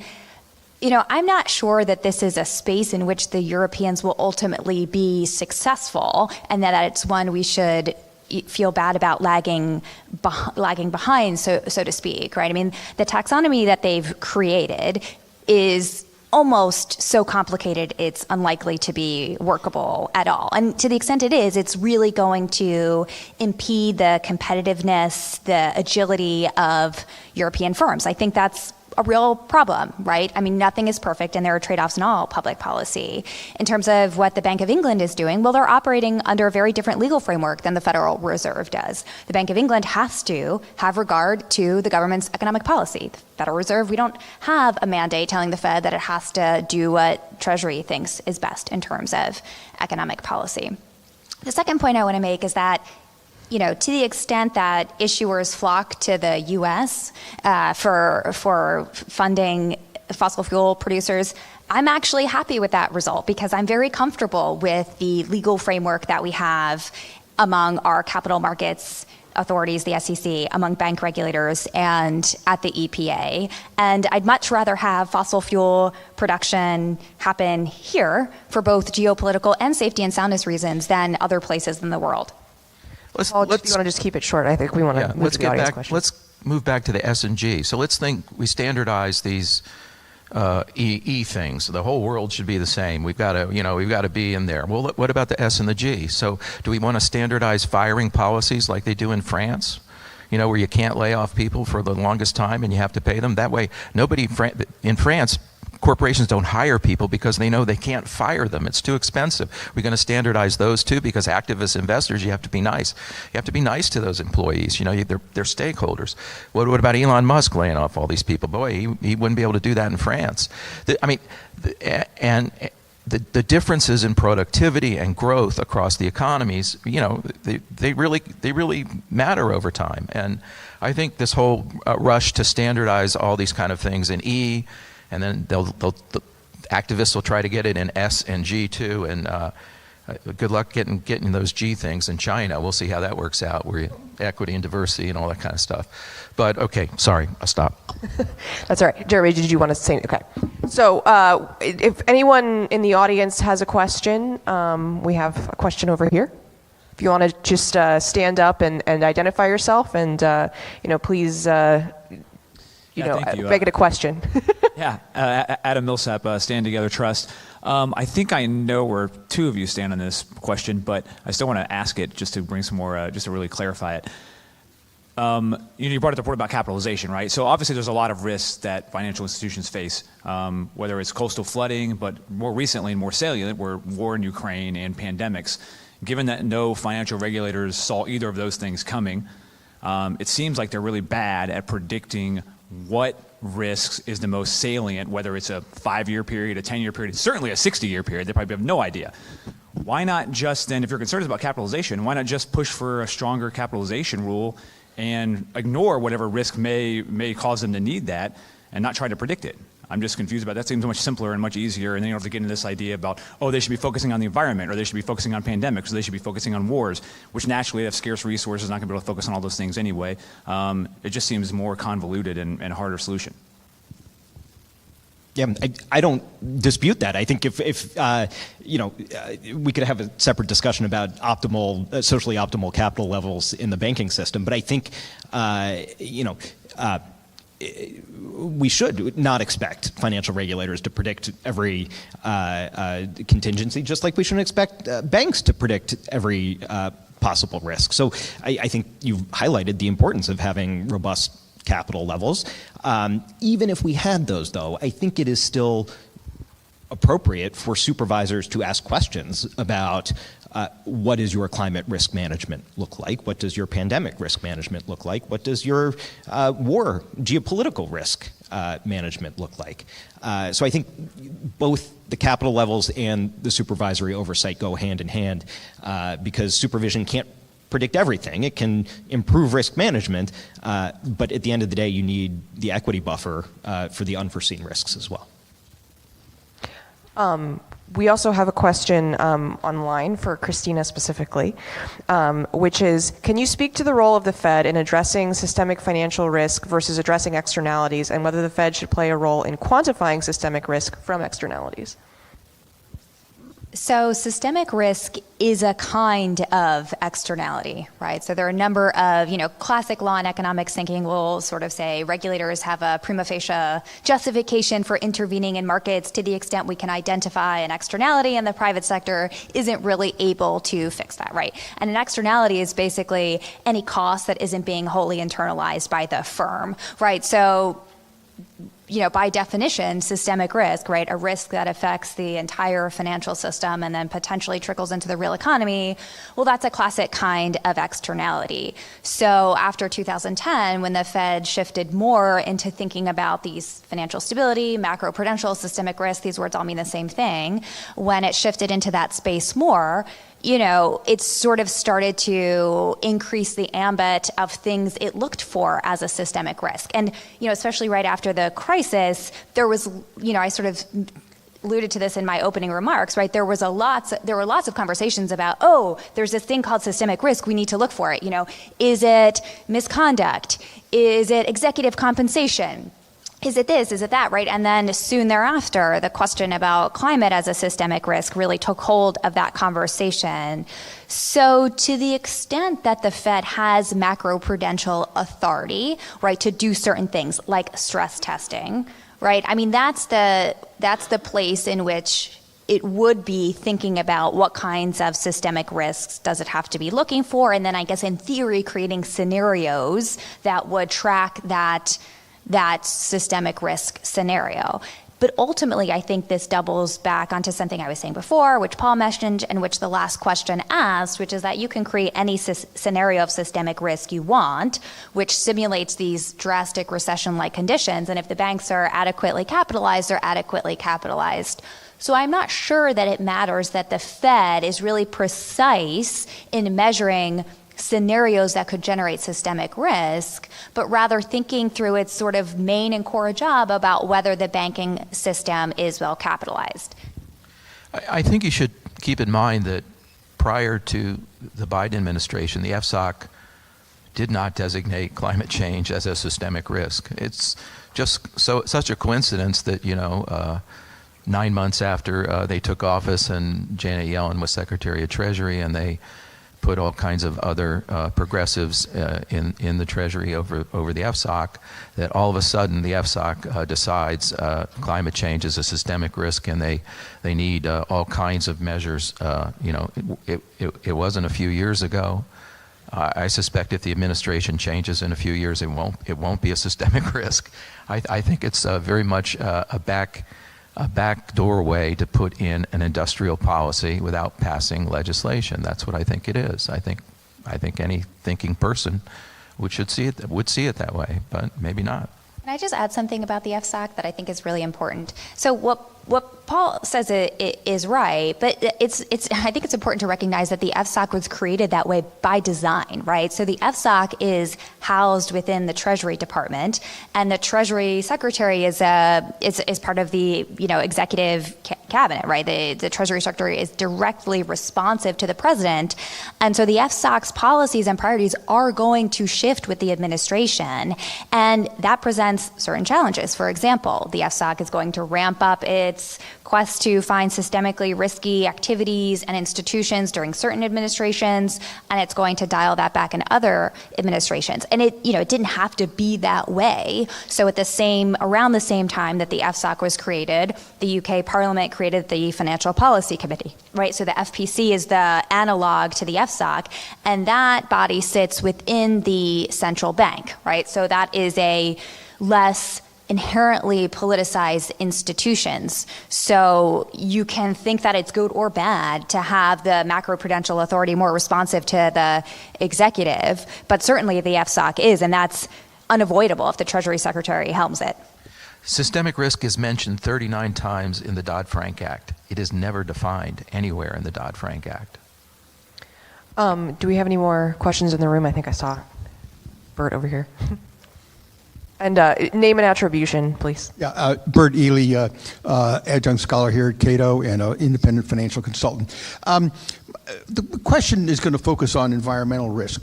To the extent that there are losses that come out of that, it ultimately is a credit risk. that something is built that, let's say a power station that turns out not to be in compliance with air pollution requirements. The plant has to be shut down. That means someone takes a loss. And that would be a credit risk. So I would suggest that when we look at the environmental piece of ESG, we realize that the ultimate risk is credit risk, that some lender and some investor someplace has taken a loss if, for instance, a power plant has to be shut down before the end of its productive life. So my question is this: to what extent are the financial markets doing a good job of incorporating in the interest rates they charge the risk, the credit risk that's associated with a particular project? And to carry that one step further, to what extent is that credit risk ultimately reflected for banks in the deposit insurance premium, the supposedly risk-sensitive deposit insurance premiums that the FDIC charges? Bottom line is, how well is the credit risk associated with environmental risk being priced in the U.S. economy? Bert, I'll take this on to start with. So I think you've seen over the last, 40, 50 years, a number of cycles in Texas, Louisiana, as the price of oil went up and the price of oil went down and firms went bankrupt. And I think some banks defaulted from their energy loans. Then they learned their lesson, and it was hard for energy companies to get loans again. And time went on, and people forgot the last crisis. And so, bankers aren't perfect at this, but bankers certainly understand that lending to energy firms can be risky, and there's lots of things that can cause the risk. It can be an environmental stoppage, as you mentioned, or it could be the price of oil goes negative, as it did in the COVID crisis, and everybody stopped fracking, and there was all concern about huge defaults in the oil and gas industry, which I don't think materialized. But yeah, so it's not like credit risk in the energy sector is unknown and been dealt with. And I don't think I think everybody views that as at sometimes a profit opportunity, at sometimes a cost center when they screwed up, but I don't think they think of it as a systemic risk, at least not before the FSOC report. I mean, that would be my opinion. Yeah, I think climate risk is starting to be priced in. I said in my opening remarks, you can look at various academic studies suggesting 100 basis point, 200 basis point bond spreads for companies or issuers that are exposed to physical or transition risk. I think there's a question of whether that's sufficiently high, or whether bank credit is being still underpriced based on economic and climate projections. I don't think it is being reflected in deposit insurance premiums because right now I think bank supervisory assessments are agnostic to climate risks. And the last thing I will say, recognizing your question focused on credit risk, don't forget market risk and operational risk, both of which I think in the climate context could develop into systemic risks in the future. I think we have time for one more quick question. I see another question over here in the back. And remember, please introduce yourself and speak into the mic. Thanks. Thanks, Bonnie Wachtel. By the way, according to Warren Buffett, there's no need to price in any of this into insurance premiums. He hasn't seen any reason. My question goes to Jeremy, and thank you very much for coming today. I want to pick up on the fact that you were referring back to climate scientists, because I don't think there's anything more disturbing in the progressive agenda here than the corruption of science, which, as Paul pointed out, seems to rest on unvalidated models and suppression of dissent. Now, if you don't believe that's the case, please just take it as a hypothetical, because I'm sure you're not in favor of politically or culturally balanced science. Can you think of any way to deal with that, foundational bedrock problem? Yeah, I'm not going to debate the science here. I hope and trust that our agencies are doing impartial analysis on that front, and I'm not going to get into the science. All right. Well, with that, I think we're going to end right on time, which is very exciting. We're going to now take a 15-minute break. Please join us back at 11:30 for the panel discussion, ESG and Corporate Governance, moderated by Ellen Myers, a reporter at CQ Roll Call. Thanks to all of you. Thank you very much to this panel. Hope everyone enjoyed it as much as I did.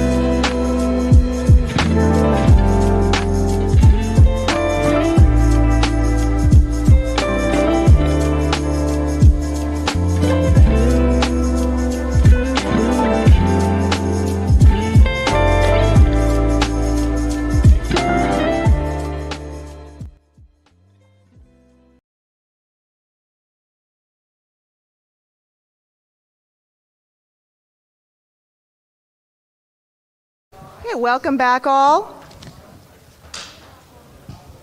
That was a fantastic and thoughtful discussion about ESG and systemic risk. If you missed it, it will be on the website in a recording later.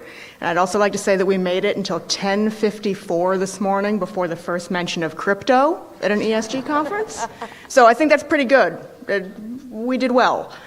So now we're going to move to a different topic, also in the ESG space, not surprisingly, and talk about corporate governance and ESG. Our panel will be moderated by Ellen Myers, right here, who is a reporter at CQ Roll Call, where she publishes the weekly newsletter CQ ESG Briefing. Ellen? Great, thank you so much, Jennifer, and welcome to the ESG and Corporate Governance panel. Before we dive into our discussion, we have a few housekeeping items. I'll be asking Doug, Siri, and Bill questions for about 45 minutes or so, and then we'll turn to audience questions. Similar to the last panel, you people at home can submit questions through Cato's website, Facebook and YouTube, wherever you're watching the live stream, and on Twitter using the hashtag CatoEcon. And we'll also take questions from the audience here, and questions will be answered following the conversation. So let's turn into our panelists. Let me just do a quick introduction of everyone, starting with Douglas Chu. He is the president of the Soundboard Governance LLC and a fellow at the Center for Corporate Law and Governance at Rutgers Law School. And then we have Bill Hulse. He's the vice president at the U.S. Chamber of Commerce Center for Capital Markets Competitiveness, where he focuses on policy development, advocacy, and communications. And then last but certainly not least, we have Siri Terjese. She is the associate dean of Research and External Relations, a professor and executive director of the Maiden Center for Value Creation at Florida Atlantic University's College of Business. And thank you all again for joining. So to start off, Doug, I'm going to start with you. How would you define ESG, and how would you compare that to the concept of corporate governance? All right, thanks. Well, I think that it's been well established already that there is no definition of ESG. In one of the SEC's proposed rules, they start with, should we, define ESG? I wrote a comment letter and say, no, please don't do that, because it's just going to devolve into a lot of noise, which is what this whole area has become. Now, when you hear a lot of podcasts and other things in kind of mainstream media, a lot of it starts with ESG is the concept of doing well by doing good, or doing good by doing well, or whatever you want to say. It's not that. Those people are they're not completely wrong. Doing well while doing good is a type of ESG. At its core, ESG, all it is considering environmental, social, and governance factors in whatever you're doing. There is no right, there is no wrong. You could consider these factors and say, whatever, they don't matter, but you did consider them. The notion that it's doing well by doing good, a lot of people out there who are using ESG factors, they have no intention of that. They're trying to avoid certain things. So when an investor is doing ESG, a lot of them, they don't care about climate change. They just want to get it off their books.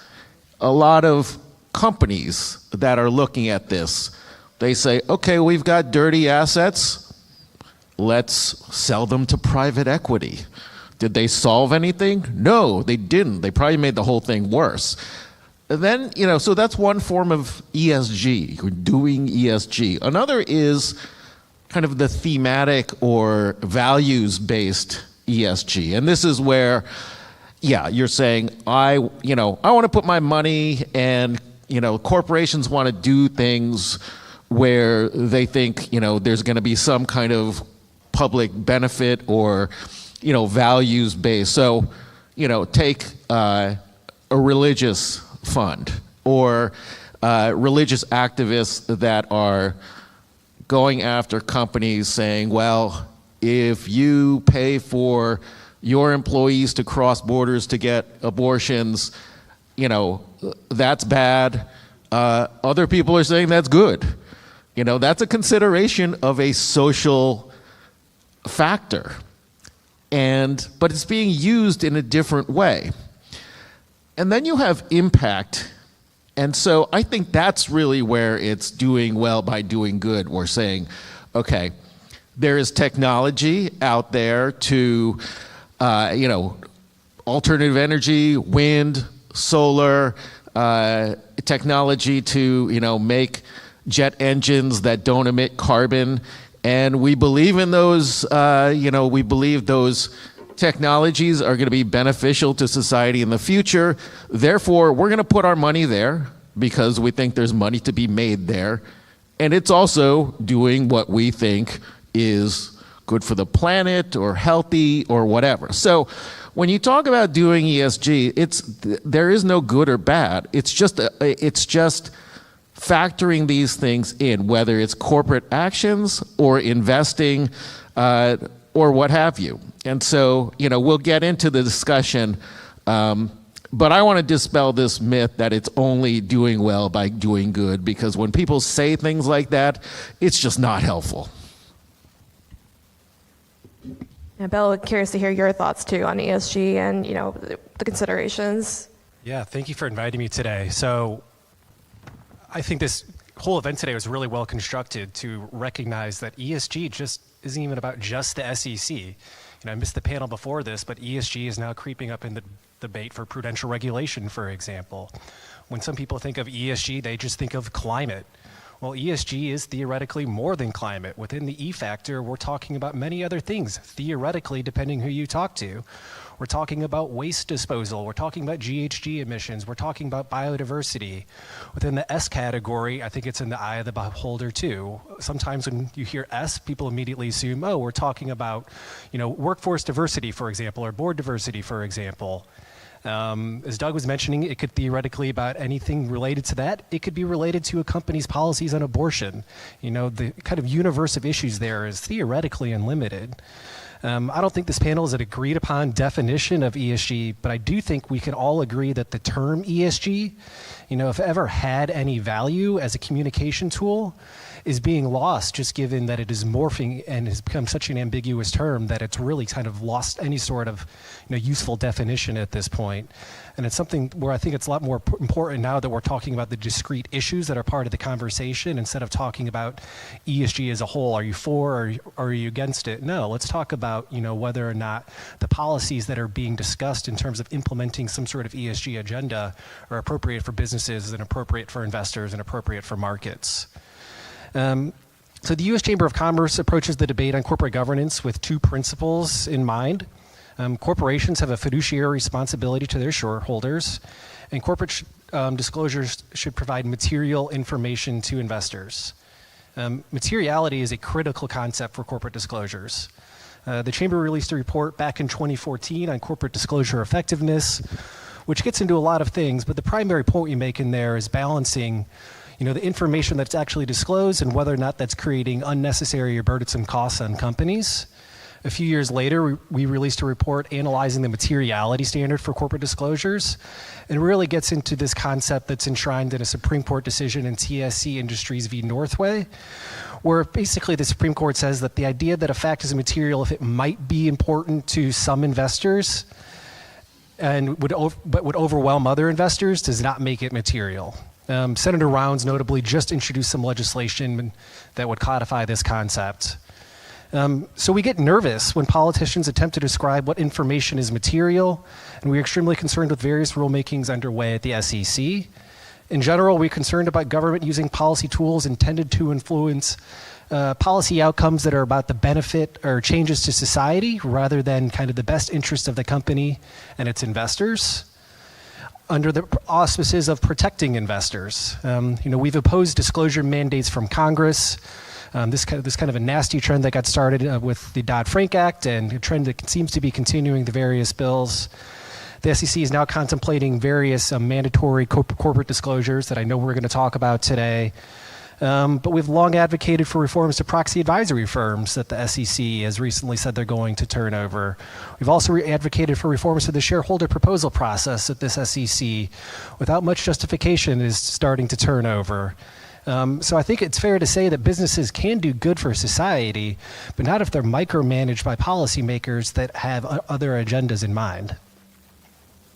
Great. Thank you so much, Bill. Siri, I'd like to hear your thoughts on this topic. Thank you, Ellen. Thanks, Doug and Bill. Thanks, Jennifer and Cato and everyone in this audience. So wonderful to be back here at Cato. So I'm going to cover this ESG, and I want to cite a couple of things we've talked about earlier today. First of all, our SEC Commissioner Uyeda opened with his remarks saying that there's only 54% correlation. I've been a researcher for 23 years, and we're looking for 90%, but ideally 70 or 80%. And I think Doug's point earlier about no precise definition is true here. We talked a lot about the E, especially in the last session. I'd like to tackle the S and the G. I've been a researcher on board diversity in particular for 23 years. Lots of papers on this topic, qualitative and quantitative, and checking things. And so I want to approach this a little bit from that. I'll agree with Bill's comments, especially. The SEC has proposed and is in the process of developing a number of major and radical changes, which are completely outside its remit to corporate governance in the U.S. That, to your point, they're focusing more on the social fabric than they are on the company's ability to operate. And this is so vital. We haven't really mentioned the everyday American or indeed other investors around the world who can buy into these public companies, but we owe them the ability to allow those companies to operate well. So as Christina noted, the EU was ahead in some other areas. She was talking especially about climate. And by ahead, some think that that's a good thing, and obviously Christina pointed a lot of the holes. I want to say the same thing about corporate governance pieces, especially on board gender diversity. We've been studying this for like 20 years because those are when some of the first regulations were being talked about and came out. I also am a professor in Norway, and of course we've had a gender board quota since about 2005. And so let me just talk a little bit about pushing through some of these myths. And another piece I'll mention with the EU, exactly a month ago, the European Council, the European Union, issued a directive that at least 40% of non-executive directors, that's outside directors who don't hold a position in the firm, should be held by members of the underrepresented sex, i.e. women. And otherwise, it's a 33% quota to all directors, so inside and outside directors. And countries in the EU that don't have this will face greater scrutiny. Those of you in the audience are probably familiar with the California mandate, which was recently declared unconstitutional. Just to briefly cover some of the myths of this. First myth is often about that there's no organic growth. In fact, even in the US, without these quotas for years, we've had organic growth. So we had, for example, in 1995, the share of female CEOs, executive officers, and directors was 0, 8.7, and 9.5%. This year, it's 6, 40, and 30%. And if we look at the Russell 3000, that's 25.2% female directors in the US. Similar numbers in the UK that doesn't have this. Another myth is that we'll get the most qualified directors. In France, when they faced a quota, 25% of those newly appointed female directors were family members. And then also you had politicians and celebrities. And I won't point out those publicly in the US, but we can think of a lot of ex-administrative folks, females who've recently joined boards. Another one is that publicly traded firms will comply with this board diversity mandate. In Norway, we saw a shocking amount of firms, we would say, depending on the study, between 23% and 42% of firms that could have delist or just not list at all. So I think to some of the points earlier today, we have these firms that are exiting the public market, being bought up by private equity, and then people don't have a chance. Another myth is that the public supports these. They're being pushed by institutional investors, and they have been for years. We certainly have records of this. Another one is the business case and financial performance. There's now over 250 studies, and there's no consensus there, whether you're measuring by accounting or market-based measures. And for every positive study, there's a negative one and there's an inconclusive one. Another myth would be about corporate governance processes improving. For example, having more discussion in meetings, better processes. Again, all those studies are inconclusive, and there's over 100 of those. And then I just would point out finally that this is one step towards a lot of unconstitutional and detrimental corporate governance overreach. Again, Commissioner's opening remarks, he talked about how ESG could mean water usage 2 years from now. And I think that we're seeing this as really an avalanche of legislation that is, again, unconstitutional, outside the remit of the SEC and other involved agencies. Great, thank you so much, Siri. So I think we can all agree that we can't really agree on what counts as ESG and what doesn't. We're going to turn into one of the biggest topics in the ESG world, and that's the SEC's climate risk disclosure proposal. And we're going to look at it from a corporate governance lens. How is this rule departure from other corporate disclosures we've seen the past few decades? And what could we take away from this as we wait for other disclosures that are on the SEC agenda, such as a potential human capital disclosure? Maybe I can start? Sure. Sure. So, I think start by saying it's a proposed rule. The Chamber has followed this issue extremely closely. We filed an 80-page comment letter with the SEC with a 60-page worth of appendices. We filed another comment letter 3 weeks ago that was maybe half that length, that did a thorough review of the comment file and also included our own cost-benefit analysis. From our perspective, we do think that there's some opportunity to rationalize some of the disclosures that companies are making as it relates to climate and some other topics that they're making voluntarily. We don't want this information to be confusing to stakeholders that are interested in it. The SEC put out guidance about 10 years ago about, maybe how companies could think about doing this and how they could structure climate disclosures if they felt so inclined to make them. The challenge we're running into with this prescriptive and requirement from the SEC effectively is that in many ways it creates a one-size-fits-all approach. Not every industry is the same, and even within those industries, not every business is the same. And this runs counterintuitive to my kind of opening views on what materiality standard is. What is material to one business and one group of investors is not material to all. And so there's a significant amount of friction here that the SEC is going to need to sort through as they work through this rule. In terms of specific recommendations we've given to the SEC, and I'll say this is by far from an exhaustive list. I mentioned we filed now hundreds of pages with them. We're concerned about the proposal's inclusion of financial reporting rules. Effectively, how are we going to take these climate disclosure mandates from the SEC and measure them in companies' financial statements? The Scope 3 standard that I think is really the focus of a lot of the debate, primarily because it's really easy to talk about, kind of throughout your supply chain, what are all your climate disclosures? That sounds really hard and really complicated. And frankly, it's because it is. Companies that have been invested in making climate disclosures now for many years, companies that are really dedicated to this process, companies that are interested in making Scope 3 commitments have told us what the SEC proposed is unworkable at this time. They've gone as far to say that they will actually step back from some of their climate commitments if this is required to be included in their financial statements. These companies are subject to significant liability for everything that is disclosed here. And then finally, we are also encouraging the SEC to incorporate feedback from the EPA and closely coordinate with the EPA. And this gets to, I think, a fundamental question about the SEC's role. The SEC is not a climate regulator. I don't know that they're claiming to be a climate regulator, but there's been a lot of discussion now about the relevance of the major questions doctrine in light of West Virginia versus EPA and the applicability to this rule. That's something the courts might decide. There are a lot of different stakeholders out there talking about whether or not a rule merits a challenge. We haven't seen a final rule yet, but I think the major questions doctrine will be at the forefront of those conversations. Yeah, I think that with climate, I've been on the disclosure writing side. I was the corporate secretary for Johnson & Johnson.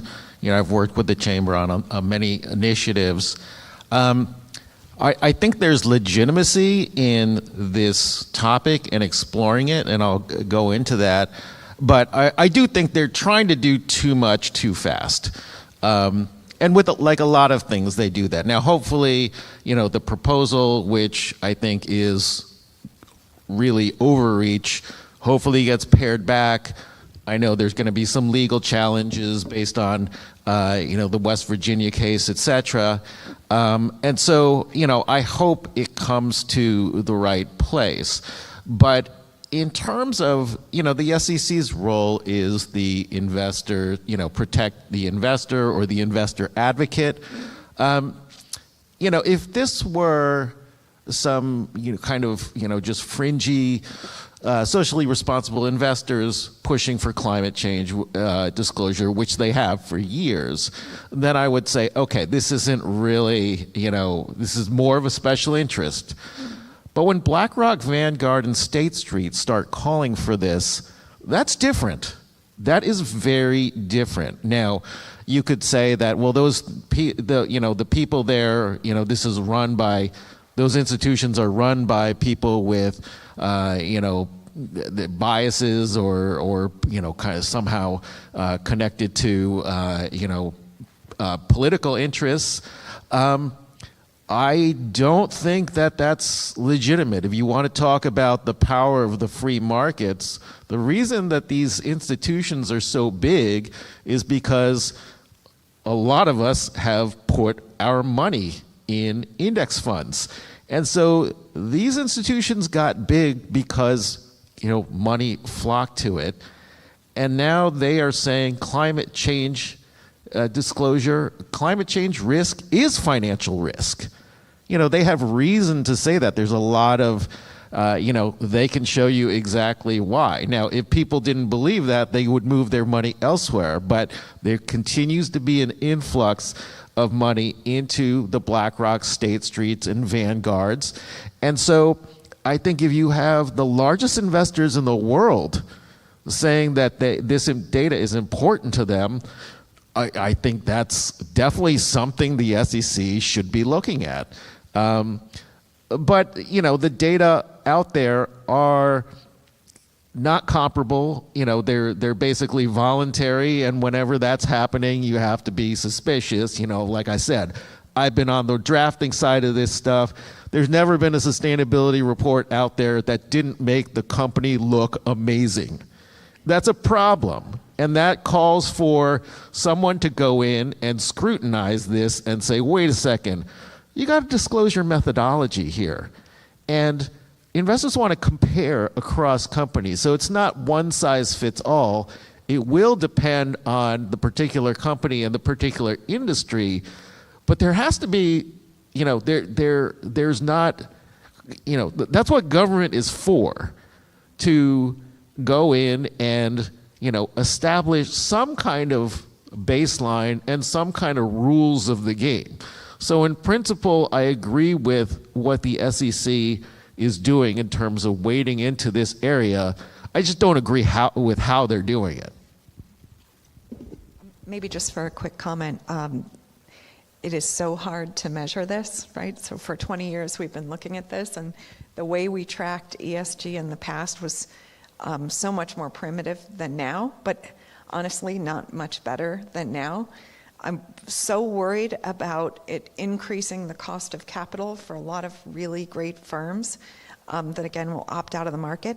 And then I'm also worried about something you may not see, but I see inside of a business school and a university, is a complete shift in the orientation of teaching and also in the careers, because we haven't talked yet about the firms that audit these firms, but that's where the job growth is, folks. They're looking for all these ESG accountants and no longer auditors. And so we're not just shifting this in these capital markets, we're also shifting it in the training, which is, in my opinion, quite scary. Well, yeah, I think it was like the Center for Audit Quality said that it was like about virtually all S&P 500 firms have an ESG report, but only about 15% get that assurance from like a public company auditor, and the rest, those who do get, the others who get assurance, it's all from other verifications. And two, I'm curious too about how we have voluntary disclosures too as well, which have proved their point. They have their use so far with TCFD and various others. Do you guys think they should be? Is that a good model, relying so much on these voluntary disclosures as a starting point, or at what point do we need to sort of step away from the voluntary regimes too with those frameworks? I think if you don't put some framework in place, voluntary disclosures are meaningless. If you can't compare them, if they're not, like I said, the methodology is all different, the assumptions are all over the place. So something's got to exist, and, voluntary means that you're not going to get the whole market to go along. Maybe you'll get a quarter of the actors doing kind of voluntary disclosure that has a lot of, integrity. But the rest of the market, companies don't do what they're not required to do. I've been in many meetings saying, well, are we required to do this? Show me where the law says we have to do this, and if it doesn't, then we're not going to do it. That's just the nature of corporations, whether that's good or bad. I think that the way it's happening now, I think independent bodies trying to do this is probably better than doing it through the political process. I'm not a big... I don't have a lot of faith in the political process these days. And so I do think independent actors could fill the void of where government tends to have their own failures. And quickly add a thought to that too. So I think Doug makes some great points. And I want to add to that is there's this risk of also having conflicting and overlapping disclosure regimes as well. So part of the drive right now is there are a lot of different voluntary disclosure regimes, and a number of companies are saying we don't want to report to 3 or 4 different standards. So at least in climate, there's been this movement towards TCFD as a framework that can be constructive and useful and helpful. So when there's agreement around that, but then we have policymakers start making deviations from that, that's what really creates issues for business. And so aspects of what the SEC has proposed, at least at this point in our mind, deviate from the TCFD framework. What the EU is doing on its corporate sustainability reporting directive, they are outwardly saying that they want to be a global standard setter on environmental disclosure and maybe other disclosures too. And so they're going above and beyond what SASB is contemplating here. And they're going right now, at least, as far to say that if you are a U.S. domiciled company with a presence in the EU, your financial statements here should report to their standards. Pretty significant extraterritorial reach, and creating a lot of chaos out of the harmony that Doug talked about. Companies aspiring to here, and so. If it's kind of lack of faith in the political process here, I think that's fair. It's a fair question, and something the U.S. Chamber is trying to navigate on behalf of our members every day. Yeah, the other thing that's interesting about comparing U.S. system with European system, in the U.S., this is this disclosure-based regime in terms of what we try to do.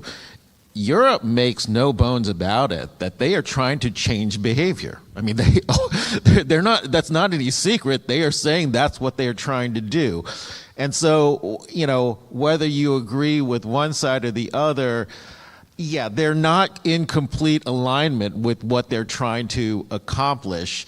I do think some of the independent actors are trying to come at it in a more objective way.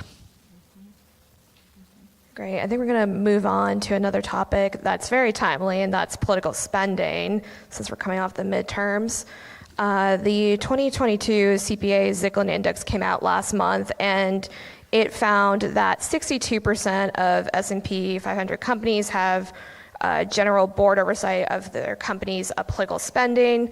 Meanwhile, for the first time, the index looked at the Russell 1000, and of the portion of the Russell 1000 that's not on the S&P 500, they found that just about 10% had such board oversight. And, this is coming up as activist investors are demanding more transparency around contributions, and we're seeing companies who had taken a pause on their PACs resuming contributions to Republicans who voted against certifying the 2020 election. What risks do companies and board directors face, not adequately addressing, having some level of scrutiny of their corporate political spending? And, as we discussed a little bit earlier, the SEC doesn't have the authority to have a disclosure on, political spending. Doug, do you want to take it away? Yeah, I mean, this is a complicated area and one where I've kind of gone back and forth in terms of how I, look at it. I do think it is legitimate to say that the board should have some kind of oversight on the company's political activity. If the company has a PAC, I think the board has an interest in kind of understanding how that PAC operates. My personal opinion is that PACs are bad. I hate PACs. I wish companies could get away from them. IBM never had one. Charles Schwab just folded their PAC. I don't think you really need them, and it's a way to force, you end up forcing employees, if you want to kind of get promoted, we're going to look at how much you gave to the PAC. I just think that's really distasteful and slimy, frankly. But if you have one, I think the board should look at how that's done. Are people being, promoted based on how much they give to the PAC?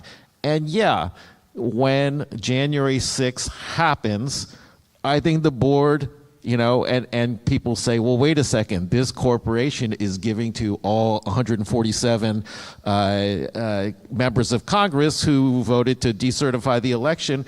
I think the board has an interest in knowing that, because that has a public effect. Whether you like it or not, someone's going to be out there saying, that, this happened, and maybe those companies should not be propping up those particular candidates anymore. And so, if that's going to have an impact on how the company is perceived, or even if it's going to have, or more importantly, if it's going to have an impact on that company's business, then yes, the board should be overseeing that somehow. I can add on to that a little bit too. So kind of start off by saying in terms of the board's, or in terms of my remarks, I don't want to belittle any sort of political activity or debate, January 6th or anything else that society feels is important. But from our perspective, we think it's very important that companies have the ability to engage in political activity.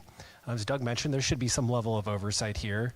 But I think of, kind of the first 30 minutes of our discussion here has been, at least to some degree, about how the SEC has been trying to micromanage the functioning of companies, how other government agencies are trying to increasingly micromanage how companies operate and our markets increasingly.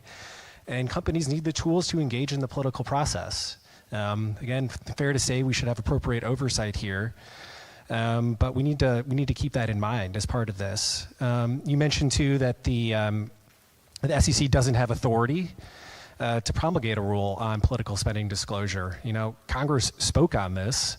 That's kind of the will of the people, will of the elected representatives to say, no, SEC, we don't want you to regulate free speech. There's legitimate First Amendment questions that need to be considered here.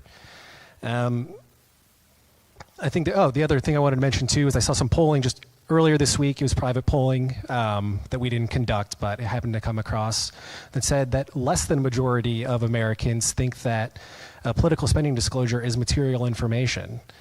And so I'm not sure exactly what we're trying to get at in this debate. Are we trying to force corporations to take positions on issues that are kind of broad societal impacts, which I know we can talk about a little bit later through political spending disclosure and increased requirements on boards, or are we trying to achieve something else? And a lot of the time, some of the activism we see is to encourage companies to take political positions or not take political positions that might not actually be in the company's best interest.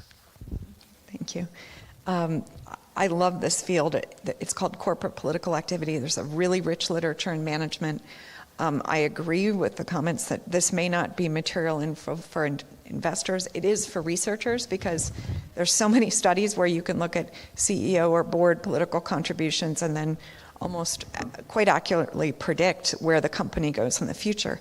I will bring up crypto for the second time today, and the events of this week. I watched the video of Ken Griffin, and I just want to repeat what he said, although I probably won't get it exactly right. But SBF, the Sam guy from FTX, was the second largest donor to Democrats, pushing, for regulation or non-regulation, and you have an absolute collapse of this. We can't imagine all the people who, invested in this because it was pushed by celebrities and so forth and was condoned, not by this think tank, but by other think tanks in DC.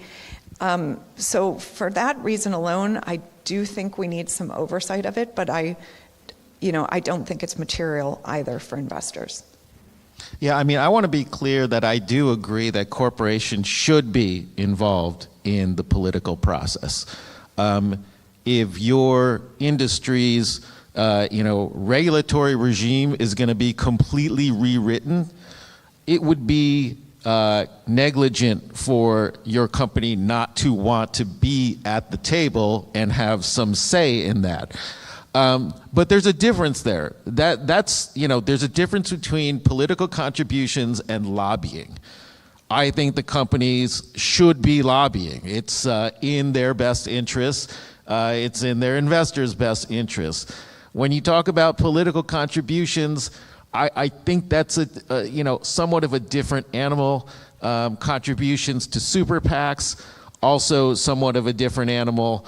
But I see no reason, if companies do that and that's disclosed to people, then people can make up their minds whether they, some people are going to care, some people are not. But I think it is, and some of the disclosure, it's already being done. A lot of this disclosure already exists. It's out there. You can debate whether, should the company be forced to spend the money to compile it and put it in an SEC filing. But I think that, the process has an outcome where the disclosure, is something it's relevant to somebody. It just might not be relevant to investors.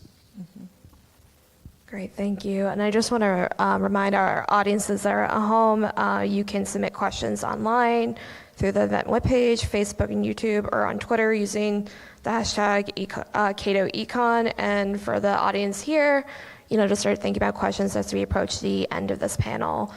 I want to pivot toward board diversity. Siri, you talked quite a bit about the research brief in your opening remarks, and I was reading it a couple nights ago, and your, as you said before, your argument in a nutshell, is that mandating companies to have a certain number or certain percentage of women on their boards is not only unconstitutional and unnecessarily burdensome, but also it doesn't really work. It doesn't drive the outcomes that it seeks. Just sort of curious to hear your thoughts on if companies, have the intention, or investors that you want to improve board diversity, if it's not, through government invention, then, what are other ways in the corporate governance space they can work on that? Or is there other ways that governments can encourage it if it's not through a strict quota mandate? Oh, we've had so many of those. So everything from mentoring programs to some disclosures without punishment. So let me just be clear that when you have a mandatory board gender quota in other countries like Norway, this means if you don't reach 40%, you are delisted from the Oslo Stock Exchange there. In Spain, you won't be prioritized for public contracts, and if you think public procurement is big in the US, it's even bigger in a country like Spain relative to everything else. You could have directors who you name, but they're not actually appointed, or you're not allowed to pay them. There are many, many, many different sanctions, but there are all these other tools that have worked quite well. And I think we could continue to use them. There's just a bunch of papers, because although we have about 13 countries with mandatory gender quotas, we have a lot without them that have equally great representation. Sweden's a wonderful example. So although it's adjacent to Norway, there haven't been these mandatory quotas, and they've been doing quite well. I have one of the only studies that compares the Norwegian firms that were subject to those quotas versus comparable firms in Sweden, Denmark, and Finland. And there we find that the Norwegian firms, over a 7-year period, didn't perform better financially, and they didn't have better risk profiles, going back to the panel before this. Yeah, I want to challenge, this notion that, things happen organically. In terms of, kind of gender equality and civil rights, nothing has happened organically. It's all been, forced or pressured by somebody. I think the statistics you cited on, female CEOs, females in the boardroom, yeah, it's been organic, but it's been slow. It's 2022, and you still have a tiny portion of S&P 500 CEOs who are women. Why is that? That's weird. That's strange. And that means something else is going on. The resistance is real. We see the resistance. People are not shy of resisting, having women in the boardroom. And there are all kinds of, explanations and what I think are excuses for not having this. Some all-male boards have said, well, having a woman in the room kind of changes the dynamic and it makes us kind of uncomfortable. Yeah, that's the point, to kind of, take you out of your comfort zone and have a different voice that is going to change the dynamic. What are you so scared of? In terms of quotas, other countries have had draconian policies on doing things. With regards to California, the fines for not doing this are minimal, and yet there's still resistance. In terms of quotas, quotas are a bad word in the United States.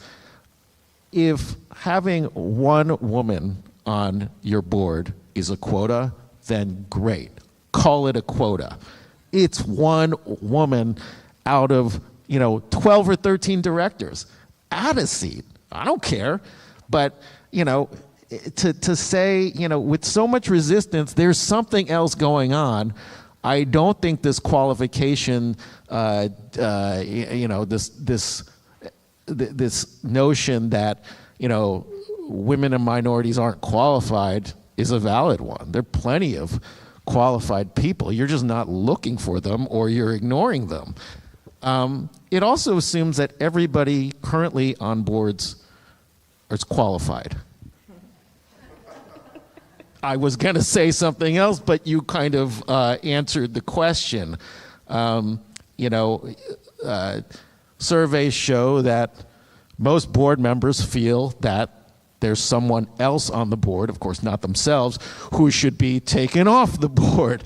And so there's kind of a consensus out there that there are people on the board who are not qualified, or they should be moved off. They are falling asleep at the meetings. They are no longer reading the materials. they are not, completely there anymore. These are all issues that need to be dealt with, and they don't get dealt with organically because there are other forces at play. I'll add two quick thoughts. So, PwC did its annual corporate disclosure or director's survey a few years ago, and it found that 87% thought diversity enhances board performance, getting to Doug's point. In terms of kind of the right policies to go about here, from the Chamber's perspective, we agree. We think we should have a diversity of perspectives on boards. But then let's talk about kind of the policy mechanisms that are right for achieving this. Kind of mandates that require diversity that have some sort of penalty that includes delisting, sort of kind of like really hard sort of approaches like that. We don't think those are the right approach. We have a lot of concerns with just the number of companies that are currently operating in the public market. Siri's touched on it a little bit, but every time you impose some new mandate on a public company, there's more strongly likelihood it's going to go private. There are a lot of ripple effects from that, but one of the primary things that I think gets lost here is that retail investors lose a lot of opportunities to invest in those companies. They're not accredited investors. The everyday American, they have opportunities to invest in the public markets, but not the private markets. And so, getting back to Doug's point too, is this going to happen organically? Maybe not. And so the Chamber's tried to be incredibly proactive here. We've endorsed legislation year after year to include or to require that publicly listed companies in the U.S. have increased disclosure about board diversity, including the candidates for the boards, also some voluntary disclosures about senior officers, and then finally for the SEC to create a task force that will come up with additional recommendations to improve board diversity. I think this is an objective we need to get to. We just want to make sure we're working in the right government policies to enact it. Great, thank you guys. I think we'll turn to audience questions here. If people want to raise their hands, let's start with you over there. And you could just state your name and affiliation, that'd be great. Thank you. Esther Dyson from Wellville. I'm just curious and surprised not to have heard more discussion of boards where the board members actually have no real power, because Sam Bankman-Fried is a great example, so is Mark Zuckerberg, and a few others. That to me seems, it's structural, it's much easier to define than is someone actually some kind of person or qualified or not. This gets to, just briefly, what we differentiate between surface and deeper level diversity. So surface are those things that are being mandated because you can easily count them. Gender, age, ethnicity. Deeper level diversity would be the political contributions, religious background, et cetera. It's so much easier to measure the surface and not to think about whether or not, for example, these board directors would speak up against powerful and, in certainly the case of Sam, deeply unethical and flawed individual. In terms, Esther, to your point, in terms of board power, and the example of Mark Zuckerberg, I think, being kind of a primary one, where you have an individual who, controls the company. The board really can't. The board and the shareholders really can't do anything about it if he makes decisions that are unpopular or that are even bad for the business. He controls the company. I'm not exactly sure if it matches up with his economic interests, but, I think that's a different story. I don't think, I don't like that, frankly. And that's why, I told my advisor, can we get out of our Facebook position? Can we please get out of Tesla? I think, yes, we benefited, but at this point I've seen enough. I don't think those companies should be banned. Dual class structure, that's a legitimate, capital structure. I don't think it should be banned from an index or a listing. It's out there. Investors know about it. They know about the pros and cons, and they can invest if they want.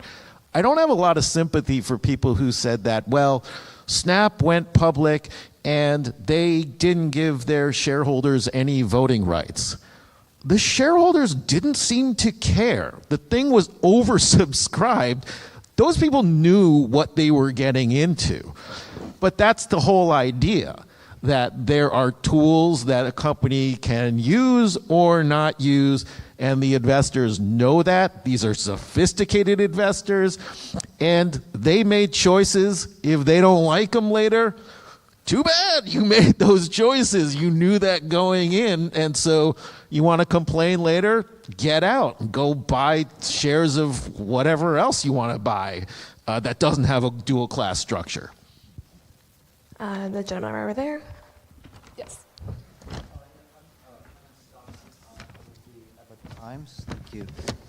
My question is, what risks for corporate governance are we creating through ESG for executives that violate American laws? And just 3 examples come to mind. So, for example, United Airlines setting quotas for hiring of pilots according to race and gender seems to be a clear violation of American civil rights law, which specifically bans that.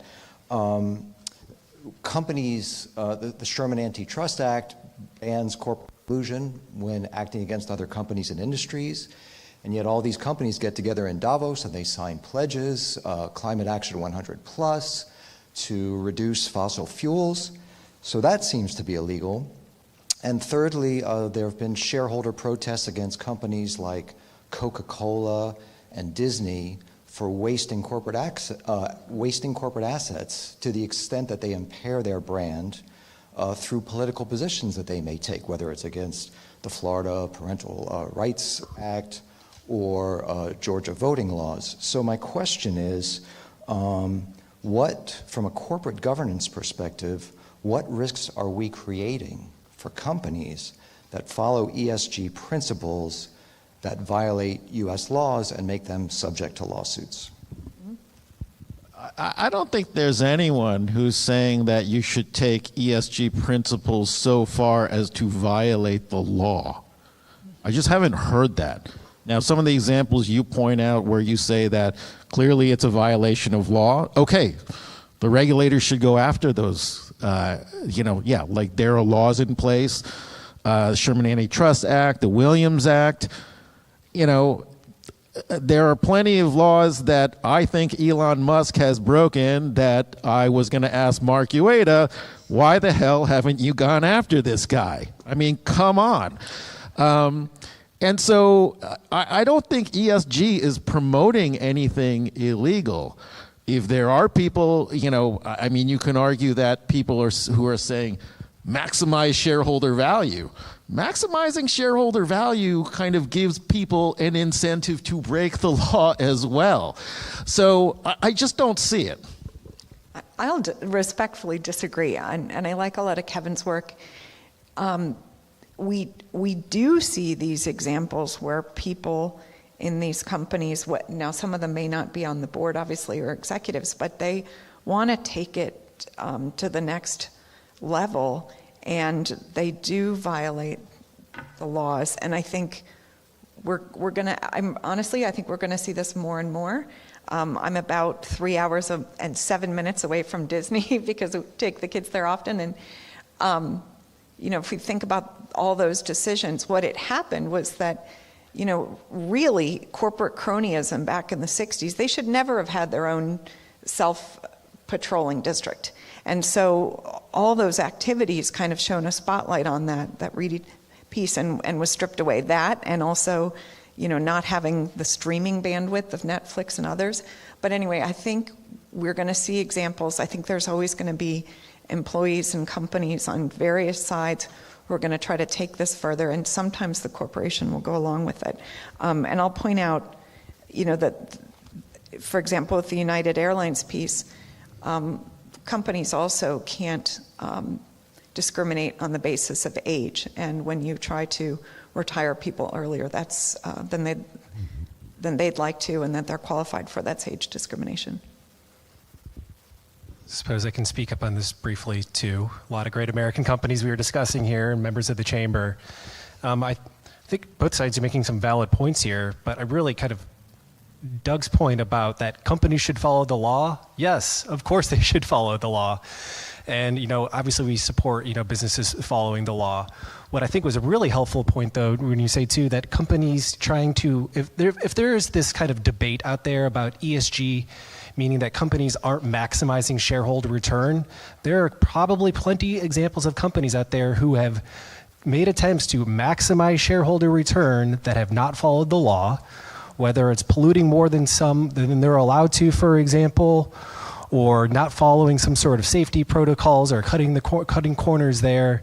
They should be held accountable. And so I don't think there's necessarily any sort of friction here about whether or not you can achieve ESG. I don't think there's any conflict here about whether or not you can achieve ESG sort of principles and follow the law. But I certainly do understand how ESG has changed the conversation about business strategy and business objectives. Got the gentleman in the blue blazer over there in the back. Yes, you. Thank you very much. My name is Wallace Stewart. I'm a lawyer in private practice and used to work for Commissioner Peevavar at the SEC. Let me advance, just to see your reaction, let me advance an alternative theory of ESG as a securities lawyer. It strikes me that many of the proposals, and if you read the rulemakings, they seem largely pretextual and motivated by social desirability bias. At the same time, disclosure rules, I've written thousands of disclosures over the years. Yes, they're expensive the first year or two. 3-4 years later, I and a legion of other securities lawyers are Control-C, Control-Ving risk factors about earthquakes in Japan and things going on in Iran and things about the GHG emissions. Is this, to be a little bit just devil's advocate here, is this just the easy way of placating some consciences? And this is just going to go away in 5 years? Because, 10 years ago, we'd be talking about Congo conflict minerals, pay ratio. Is that really driving people out of the markets at this point? Should we really care this much about these issues, or should we focus on other market structure stuff? I think we've seen a dramatic reduction in the number of public companies in the U.S. Some of these disclosure mandates are certainly attributable to that. There are probably some other corporate governance policies that are attributable to that as well. And so the kind of result we're seeing is more private companies. I don't think we can ignore that. On the climate, I think it's fair to say that compliance gets easier, it gets less costly as companies understand it. They understand the SEC's expectations. They understand where the lawsuits are going to come from and how they can avoid those. But what the SEC has proposed in the climate rule, at least, the compliance costs there, we have estimated at least, on its own would exceed all of the other compliance costs combined. And so, these are real costs that we're talking about. And this even gets to the question, that's just a question of cost. There's the question of if, can companies actually comply with this, even if they had an infinite amount of money? A lot of companies have told us they don't know how, or at least not yet. Yeah, I think, like you, I've been on the kind of the writing of the disclosure side. There are some things that the, additional disclosures, there is some benefit. There's a lot of it that's just going to create a lot of boilerplate written by guys like you and me. And so, but there have been some beneficial things. I think Sarbanes-Oxley was much maligned when it came out. Turns out there were some parts of Sarbanes-Oxley that actually had a benefit. And yes, it added cost, but the cost was worth it. Companies tend to have a knee-jerk reaction, and I've written these letters before that say, there's a proposed new regulation. A, we're already doing it. B, we don't need it. C, it's going to create extra costs. D, it's dumb. And whatever letter I'm on, you don't have the authority to do it, and we're going to sue you in court. And so if the companies have that knee-jerk reaction to everything, I just don't think the companies are being very constructive. Some of these are worth having the debate over, and this kind of stonewalling, saying no, everything's good, let the free markets handle it. I just don't think that's a realistic approach. And so, I very much, admire the work of the chamber because it is very balanced in terms of, yes, sometimes there does need to be regulation. Sometimes there is market failure, but sometimes the regulators, they go way too far. They're reaching beyond where they should, and some of it is based on, hey, can this get me elected in 2024? And I guess I'd challenge the market failure to say that this is creating a government failure. And then something we haven't talked about is just the bureaucratization and the cost. Folks, labor market productivity has been dropping every quarter since COVID. We should be in like the fourth or fifth industrial revolution, and we aren't because we have this bureaucratic morass of legislations. If we peered into office buildings in DC and around the country, we'd see so many employees poring over this stuff and discussing it instead of the very real issues that we have as we slide into a recession in the US and in many countries around the world. We're just out of time. Thank you guys so much for sharing your thoughts and expertise. We will now take a 30-minute break for lunch. Please join us back at 1 o'clock for the next panel, ESG and Investing, moderated by American banker reporter Claire Williams. Thank you.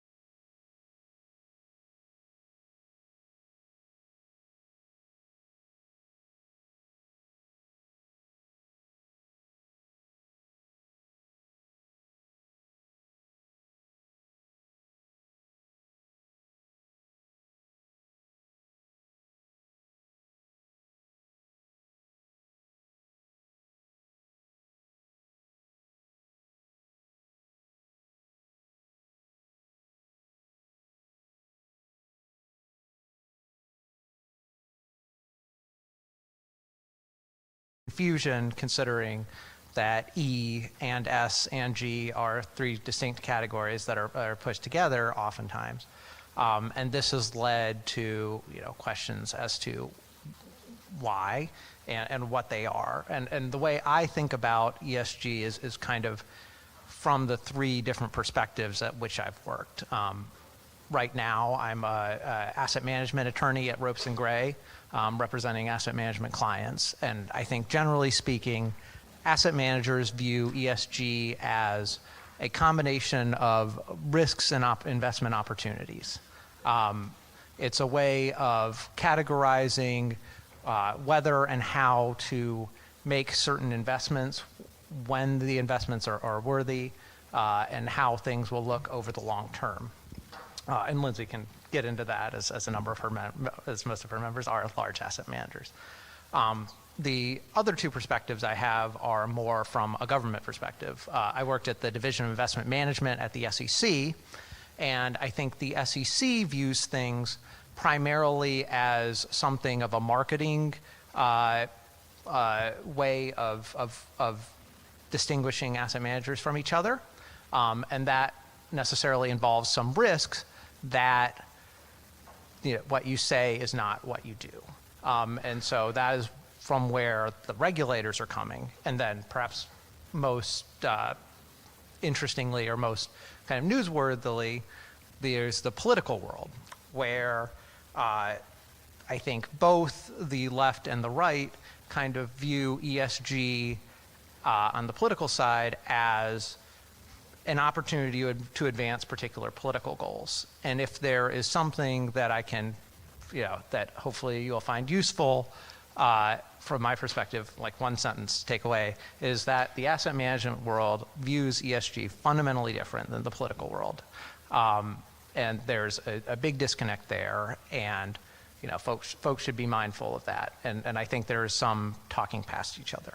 I also just want to flag three things that I think ESG is not, or is like partially not. Impact investing is a type of ESG, but I don't think it is all ESG. Impact meaning using the investment strategy to achieve a particular aim.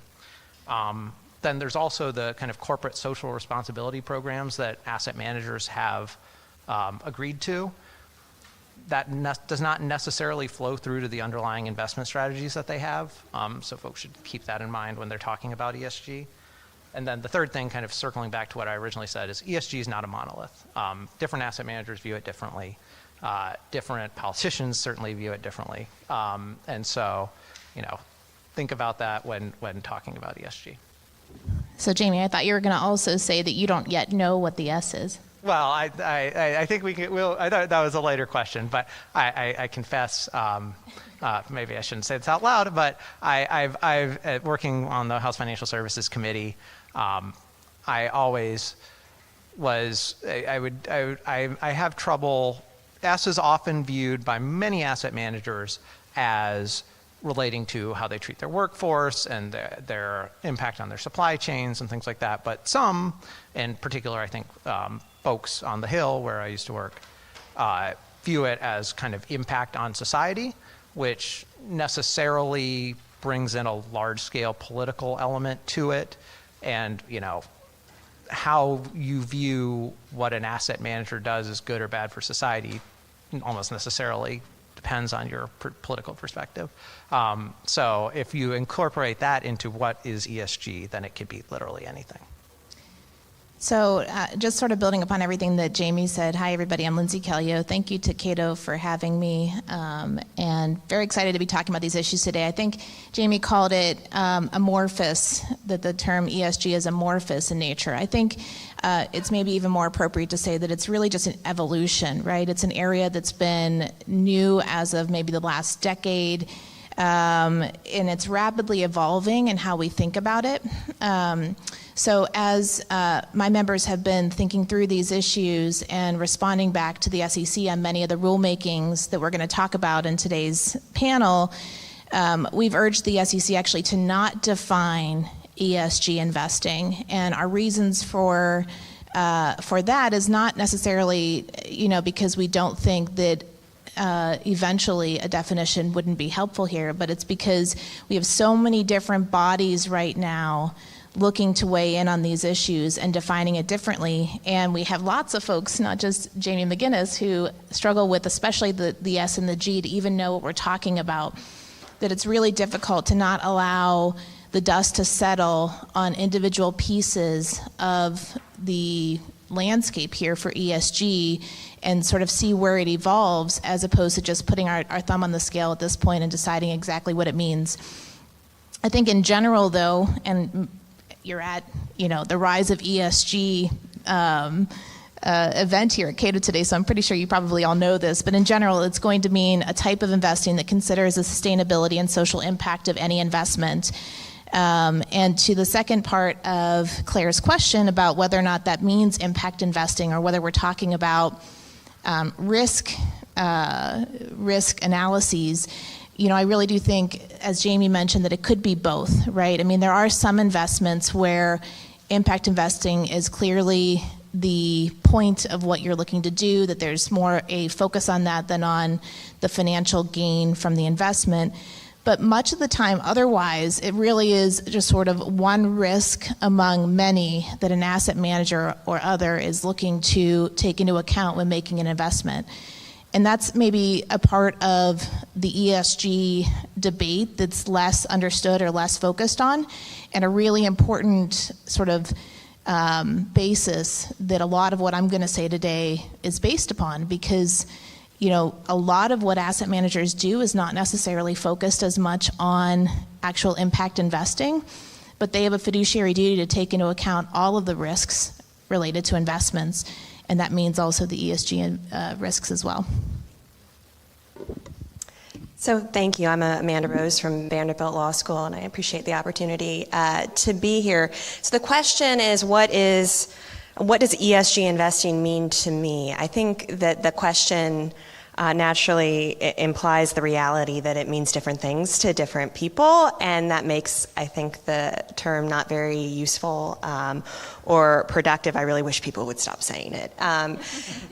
With that said, some people hear the ESG investing and think of sort of a updated modern acronym for CSR, investing, corporate social responsibility, which grew in prominence in the 60s, 70s, and 80s. So this would be the impact type investing where investors are willing to sacrifice financial returns to promote prioritized social goals, and certainly we've seen an increase in that in recent years. There are funds that cater to investors with those interests.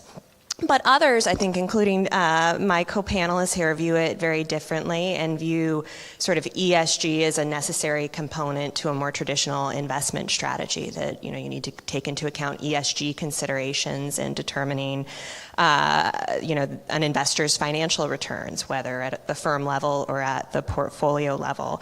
And this is the argument or the vision, I think, of ESG that the traditional asset managers have embraced and articulated, this idea that it's about, ESG is about value, not values. And importantly, that's the perspective that the SEC has taken in relation to the climate change-related disclosure proposal that is pending currently. So I think the interesting question is, are the asset managers, the traditional asset managers, being honest when they say that ESG is about value and not values? Maybe not. There are, those who would argue that, in fact, maybe they're using client funds to advance the political preferences of those who control the asset managers. Maybe talk of ESG and this embrace of ESG in the industry is designed to curry political favor that may help fend off maybe regulatory burdens that otherwise might be coming down, or maybe it's just a marketing tool that helps to court millennials to fund offerings. There are a lot of people who are making money in the ESG space, a lot of money. So I can't really assess the validity of arguments that ESG is financially relevant when we talk about it at an abstract level, because it's just, I think, covers too many things, is too broad. I don't know what connects cybersecurity to labor practices to climate change. So my plea would really to be more specific in talking about what is the topic we're discussing. Is it financially relevant? How is it financially relevant? And I think that's the discussion we need to have to assess whether asset managers are right that they should be considering this, and also it clearly informs whether the SEC might properly mandate related disclosures. Great. If we could turn to Congress for a minute. We just had a small shakeup, maybe not as much as some people were expecting, but Republicans are going to be in charge of the gavel on the House Financial Services Committee, and Democrats retain the Senate. So we have a split Congress. What does that mean? What are the implications of that on ESG policy and regulation? Well, I will turn it over to you, who I'm sure have way more to say than I do, but I will say that from our perspective, the biggest area that we're hoping for change is for additional oversight of the SEC. We're hoping for there to be more hearings, especially looking at the implementation deadlines and the number of proposals that are outstanding right now at the SEC, several of which we'll talk about today in terms of focusing on ESG, but there's a much broader set of rulemakings that is outstanding right now before the SEC, and many that are actually just sort of, we're in this waiting pattern, waiting for finalized rulemakings. And with that being the case, obviously with these rulemakings all being major rulemakings, it's very important to the asset management industry that the SEC take into account the entirety of the number of rules before them, and not just look at the cost-benefit analysis on any specific rulemaking, but really take into account, can an asset manager implement more than one of these rulemakings at one time? And also, as we'll talk about later with some of the climate rules, they're all interrelated with one another. So the SEC is looking at them all individually, but that's really, from our perspective, not the right way to be looking at it, when the same folks will be looking to implement it, the same companies will be required to implement it, and they overlap in many ways. Well, I have some good news for you. I very much anticipate that there will be a lot of SEC oversight in the coming out of the House Financial Services Committee over the next couple of years. My old boss is very worked. Patrick McHenry, who will be the chair of the committee starting in January, is very interested in practicing vigorous oversight of the SEC, and given their very extensive rulemaking agenda and relatively short time frames for comment periods, as well as a number of other things that have gone on over the past couple of years that have not been subject to particularly vigorous oversight recently. In terms of ESG specific oversight, I think there will be a lot of that as well, not only from the House Financial Services Committee, but also the House Oversight Committee. I would anticipate hearings involving asset managers, and perhaps even index or ESG ratings agencies, proxy advisor hearings, I think are all, I would anticipate some or all of that over the coming years. But I think ultimately that is the extent of federal effect on ESG rules and regulations from the change of the election.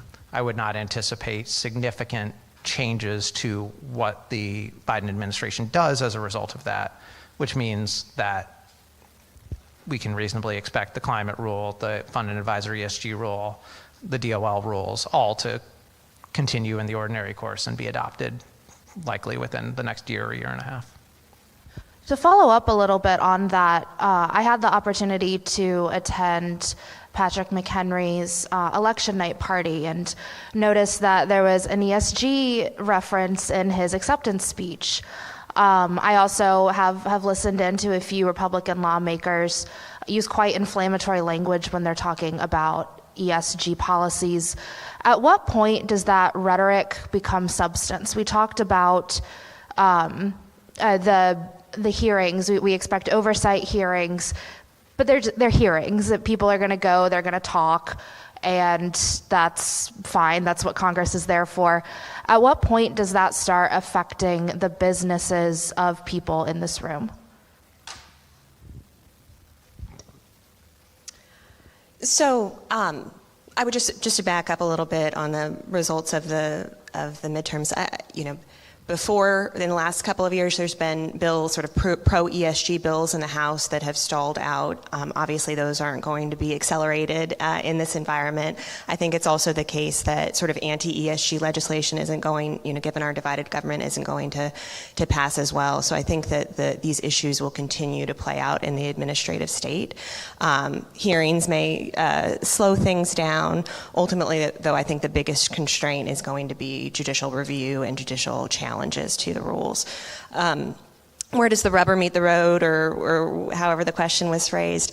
Maybe not so much at the congressional level. There is efforts at the state level that may be more impactful. There are states that have enacted anti-boycott legislation where it prohibits states from hiring certain financial institutions if they are deemed to have boycotted certain industries like energy, and it will be interesting to see as other red states adopt those laws whether they have an impact.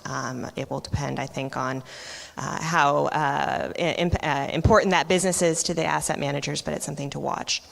And if I can just put in a plug, my firm, Ropes & Gray, has a very nifty state-by-state review tool of the ESG initiatives and laws in each individual state. It's called Navigating State Regulation of ESG Investments.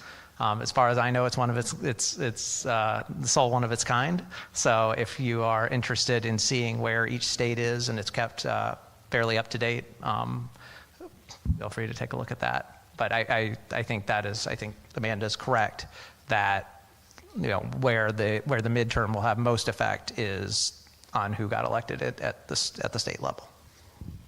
I'll just agree with that plug. I think it's been one of the best that I have seen. So folks are looking to follow those developments. Ropes is where it is. Great. Take that. If we could switch gears a little bit and talk about the SEC climate disclosure rule. We're in a bit of an indefinite waiting period as the SEC considers their feedback that they got to the rule, and they're on record saying the sheer volume of the feedback they got is sort of what's holding them up. What, in your view, are some of the key points to watch as the SEC finalizes this rule? What are you looking for? And where do you feel there's room for improvement from what's been proposed previously?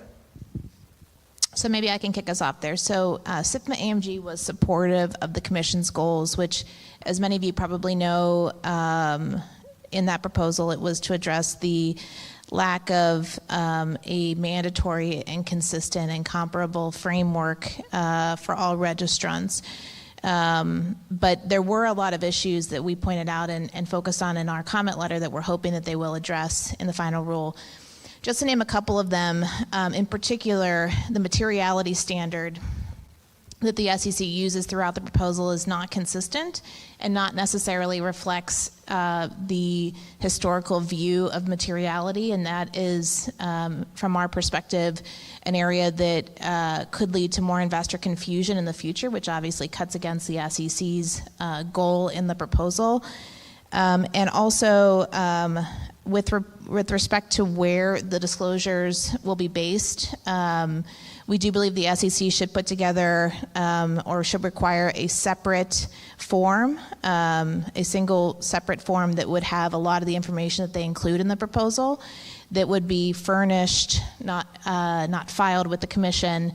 And the reason for that, again, going back to the materiality piece and otherwise, is to ensure that it's easier for investors to figure out what is considered material, and so that the information is all sort of in one place so that investors can find it and use it more easily. I suppose one point that should be made explicit that was said there is the asset management industry is perhaps generally more supportive of the climate disclosure rule than maybe many operating companies, or take your pick, the Chamber of Commerce, or because in part because in the view of the industry, this is the kind of information that asset managers, investors want when they're making their decisions, and thus the asset managers want it. And another point is there's the climate rulemaking and perhaps additional, I guess, S rulemakings involving, corporate information about the workforce that are likely forthcoming. And then there's the fund and advisor rule, which proposes to split up the ESG world in asset management into integration funds, ESG focused funds, and impact funds. I think broadly speaking, that is a reasonable categorization. The specifics of that rulemaking, I think, could use some work, and I'm happy to get into that later. But broadly speaking, it appropriately gets into treating impact funds as a subcategory of ESG investing instead of the entirety of ESG investing. And I think that's wise of the SEC to do that. In terms of timing, I would anticipate these rules being both of the latter two rules have been proposed. I would anticipate them being adopted in 2023, and they will likely both be subject to litigation shortly thereafter. I have no particular views on the likelihood of success of that litigation, but it's something that the industry is aware of and is prepared for. And where I thought you were going to go by saying in terms of timing is, I will also underscore that we pointed out concerns about the compliance period with that rulemaking, with the climate disclosure rulemaking, well, with both actually, but with the climate disclosure rulemaking, and also the timing in terms of the statement, the preparation of the statements that would be required. Again, from the perspective of wanting to make sure that the information that's disclosed is actually reliable. And so you need to have appropriate amounts of time to gather the information.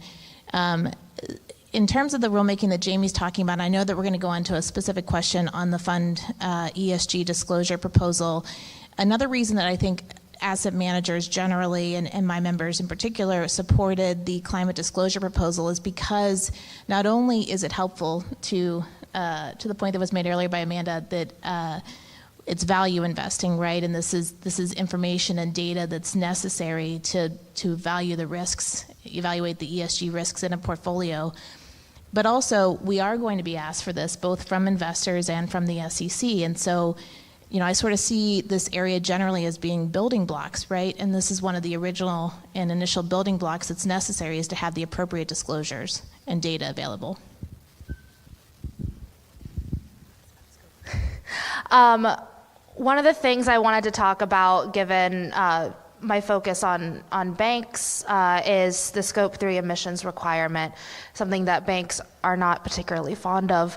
I wanted to get your take on what asset managers and investors, how they view those rules. And for those unfamiliar, Scope 3 reporting requirements require reporting up and down the supply chain. So would you want to add something to that? Yeah, so specifically with regard to Scope 3, I feel like a little bit of a broken record at this point, but our belief on it is, and our focus has been, that the information would be great. It would be wonderful to have. But many of my members, not all, but many of my members believe that at the moment, the data is just not good enough for it to be required. And the SEC's current proposal does make it mandatory. Scope 3 disclosures would be mandatory. Instead, we suggest in our comments to the Commission that they should reevaluate Scope 3 in the future once the data is a little bit better, or in the alternative, at least limit the Scope 3 emissions to those that are material in nature, which would not be, it's a much broader proposal at the moment. So I think we've talked a little bit about the Scope 3 obligations on the other panels as well. I think there are methodological difficulties and costs associated with those disclosure mandates that are troublesome. I did think that the proposal did apply a materiality qualifier to the Scope 3 requirements unless the company had publicly disclosed some Scope 3 target. But I don't think, if I am right on that, I don't think it's a complete answer to some of the concerns. I think there is a concern about liability risk, and I think it's important to note as we've talked about sort of the American experience and the European experience, that we have a particular litigation environment in the US that plays a role in thinking about mandatory disclosures and what is best for companies and for investors. And so I think materiality is a I don't know if it's being used in the traditional sense, but to the extent that it is, it's still a fuzzy concept, and so there's liability risk in particular, of particular concern with related to Scope 3 emissions. There's a safe harbor that's meant to address that in the proposed rules that's specifically about Scope 3 disclosures, but it's written in a way that is not going to provide much protection. So I think there is concern there about litigation risk. I think that the Scope 3, we'll see how the final rule looks at the end of the day, but I think that the Scope 3 mandates also increase the vulnerability of the rule to challenge in court. Although there is this attempt to link it to financial materiality, I think there is a sense that it's really about enabling companies and investors to pressure down the supply chain to reduce emissions, which may be a laudable goal, but whether it's the SEC's province to promote that goal through disclosure rules, I think is going to be an issue we'll see debated. And just to make it explicit, my former employers on the Hill, on the Republican side, would not view any of that information as financially material. So that will be the point of view that they come from. Got it. And I am going to refer to my notes here because this one is a mouthful. As everyone is probably aware, the SEC's enhanced disclosures by investment advisors and funds about ESG investment practices turned out to be quite controversial. Similar question as to the climate disclosure rule. Where are we on it? What do you expect as far as timing? And what do you want to be included? I may have jumped the gun here. I would anticipate it being adopted next year. It was part of the number of rulemakings at the Commission that were subject to issues regarding the comment file. So they had to reopen the comment file in October to allow people to resubmit comments that they had already attempted to file. We actually ran into this filing the SIFMA AMG comment letter earlier this summer. We are understanding, or we are hearing, that both the climate and fund and advisory ESG rule will be next year. I think it makes all the sense in the world for the climate rule to come out either at the same time or before the fund and advisor rule, because a lot of the data underlying the fund and advisor disclosures is almost necessarily bound up in what will be disclosed by operating companies and the climate rule. So it seems it would be difficult to comply with the fund and advisor disclosure rule, which requires, among other points, disclosures regarding the weighted average carbon intensity of a particular fund, as well as the carbon footprint of a particular fund, if you don't have the underlying carbon data about the fund. So I would anticipate and hope that they will be staggered in that order. So just to reiterate points that Jamie made earlier in terms of what's in this proposal. So there are 3 different categories of funds that relate to ESG as the SEC sees it according to the proposal. The first is the integration funds. The second are the ESG-focused funds, and the third are the impact funds. That's right. I think earlier Jamie may have said that he thinks that those might be reasonable categories. I will debate that in terms of where the industry is coming out on it. From my members' perspectives, the integration fund category is going to be very, very difficult for folks to implement. It's a very broad category and could really sort of capture a lot of different funds just because they take into account ESG risks, as I was mentioning earlier.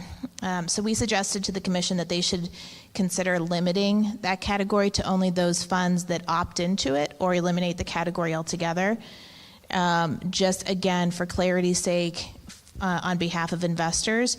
The ESG-focused funds also is a bit too broad from our perspective and should be limited to those where ESG factors are part of the fund's principal trading strategies, and they do ESG advertising, and they have an ESG name. And that's, again, as I mentioned, there's a lot of these other rulemakings that are sort of percolating. There's the ESG fund naming rule as well. So we're really trying to sort of rationalize the SEC's proposals sort of across the board, and that would do that as well. So for those two categories, there are obviously a need for an ESG type category, but they should be a bit more specific in nature. I'd just like to amend or clarify my previous comments. I think the categories themselves are reasonable in setup, but in the implementation, I entirely agree with what Lindsay just said. We're seeing from one of our fund complexes, for example, had, I can't remember, it was either 105 or 107, a large number of funds, and as written, it is at least possible that a substantial majority of them will be caught up in the rule. And the question is, does that make sense? Is every fund really an ESG fund? And I think it would make a lot more sense for the SEC to make the ESG rule truly only apply to ESG funds. As our outside counsel, I assumed you probably deep down really agreed with us.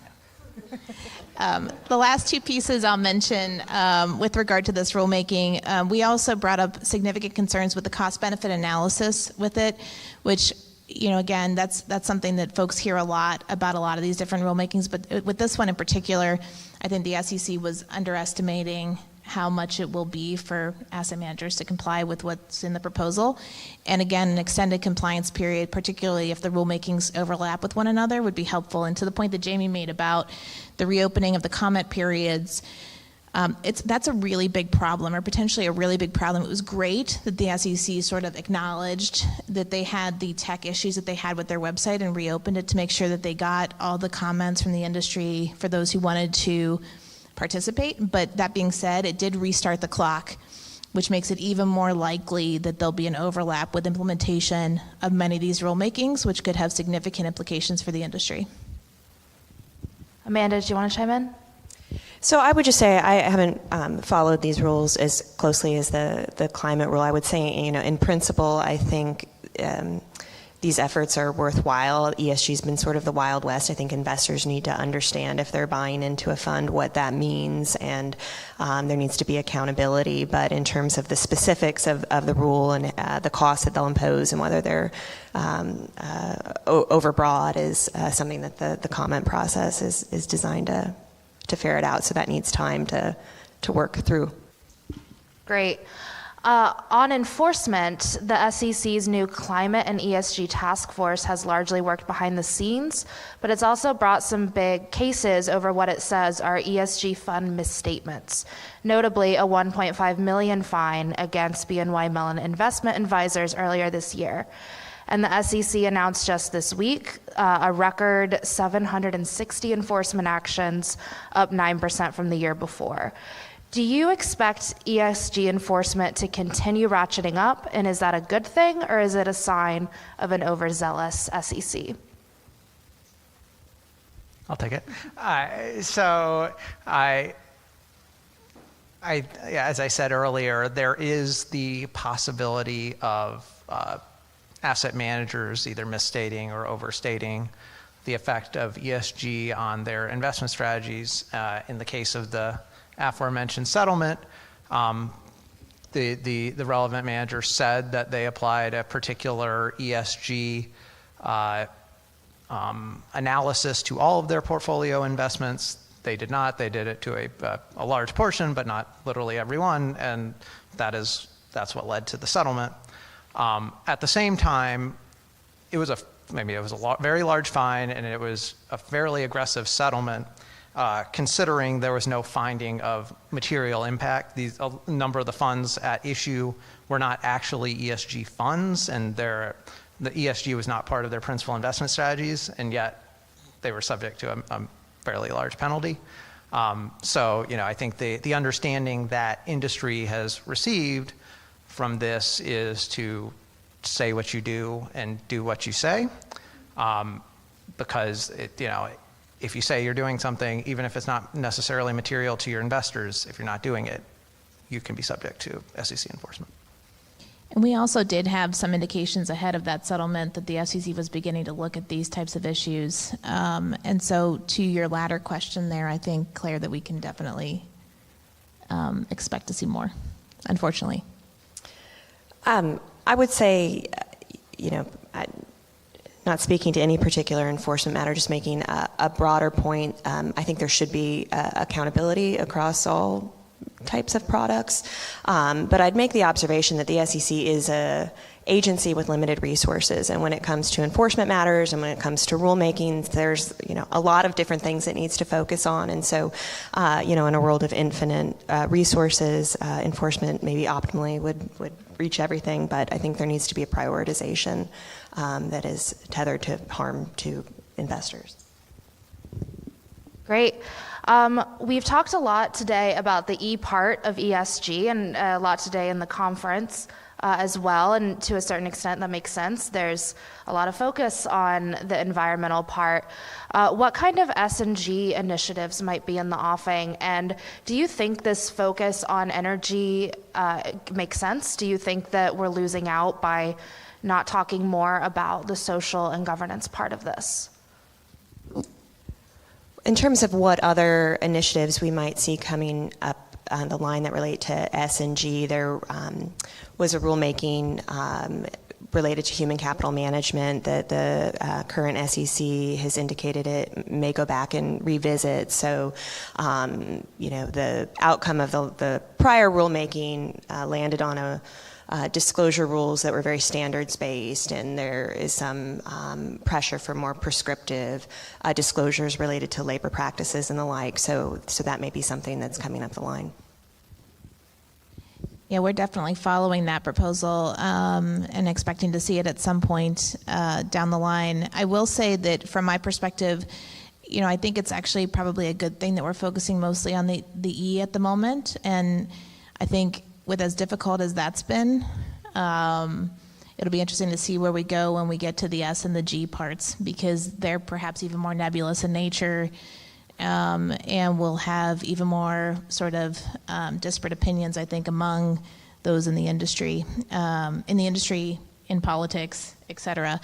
So, we are pretty much sort of across the board really trying to drive home that we need to sort of let the dust settle on certain parts of this first, and to throw more into the fire at the moment, I don't think would be good for anybody. Just one additional point, after already having confessed to not fully understanding what S is. The one thing that you can look at for where things might go down the road is a bill that passed Congress during this Congress, which started as the ESG Disclosure Simplification Act, and eventually on the floor of the House kind of took every Democratic disclosure bill and kind of tacked it all on to one large bill. This includes it started as an ESG specific bill, but it ended up including climate disclosures, political spending disclosures, like who people in your company donate money to, information about cybersecurity, what kind of taxes you pay across different jurisdictions, how much you pay your employees and contractors, and it's kind of a laundry. I could keep going, I guess, but I'll stop. It's a laundry list of topics that the Democrats would like to see as part of the disclosure regime. I suppose all could be under the header of ESG, depending on how broadly one defines S&G. So this is, I think if that bill were to become law, it would substantially change the focus of the federal securities laws and what they're used for. But if that could be the future of ESG disclosure, for all we know. Yeah, I don't know if I've read the most recent version of that bill, but it also had at one point at least, the creation of a committee that would focus on how to allocate capital, focus policies on how to allocate capital to green investments and the like. There was some talk earlier about to what extent this is about capital allocation, so that may be something people are concerned about. I believe that bill, left it to the SEC to define ESG metrics that companies would be required to report on, and also provided that these undefined ESG metrics would be de facto material under the federal securities laws. So I'm not sure that bill is going to advance. I hope that it wouldn't. With respect to G, G is already part of federal securities regulation and has been for a very long time. There's executive compensation disclosures, there's governance disclosures of all different sorts. I think it's more of a tack on to the ENS than anything else, unless it's about different types of governance measures that are designed to promote ENS ends. And just to kind of circle back to the fund and advisor proposal, that is why so many funds could get caught up in the integration definition, is because almost any actively managed fund considers how a company is structured. If nothing else, they consider who the management of the company is and how the company is structured in their investing decisions. And at least as written, arguably, anyone who does that would become an ESG fund for the purposes of the rule. And that strikes me as wildly overbroad. Great. Well, we have about 15 minutes left, so let's move to Q&A. I would say that people online can ask, but my iPad has died, so perhaps we'll take questions from people in the room. Does anybody have a question? Just stand up or raise your hand, and we'll get a microphone to you. Please speak clearly into the mic for your somewhat hard of hearing moderator, and give your name and affiliation. All right, want to start there? Bonnie Wachtel. I've had a career in the investment industry. I'd like to go back to the question that our Vanderbilt lawyer raised about values or value, and with a particular focus on the index funds, where we have three big funds that control half the money and half the votes. They certainly they take the position that since they can't sell out of a company's shares, that they have a free rein to try to put pressure and influence what that company is doing through the proxy vote. And I can tell you that investors in these funds are captive if they are taxable investors. And I, for one, have been with Vanguard for 50 years for part of my money, and anyone familiar with the tax rates in the jurisdiction in which we are meeting would understand how that is not something that can be changed. Anyway, if you listen to somebody from BlackRock that led this, and then they sort of brought the others along, as with all things in securities where you don't want to be left out, what they will say is, it is all about value. We are just totally research and data driven. We follow the studies. The studies mandate, this level of diversity and this level of climate and this level of disinvestment. Now, we've already heard at the earlier panels today that the science is not what it's generally understood to be. There's more of a debate there. The speaker from Norway told us how you have all kinds of conflicting studies about whether these rules are beneficial for corporations or not. What I'm thinking about is, so what could be brought to bear in this particular circle to try to put a closer focus on whether these things really are junk science or real science? In the courts, we have something called the Daubert rule, where you have to reach a certain level of consideration by a judge as to whether you're not going to be considered an expert. Is that something we should have before we completely redo the American economy along these lines? Any other thoughts would be welcome.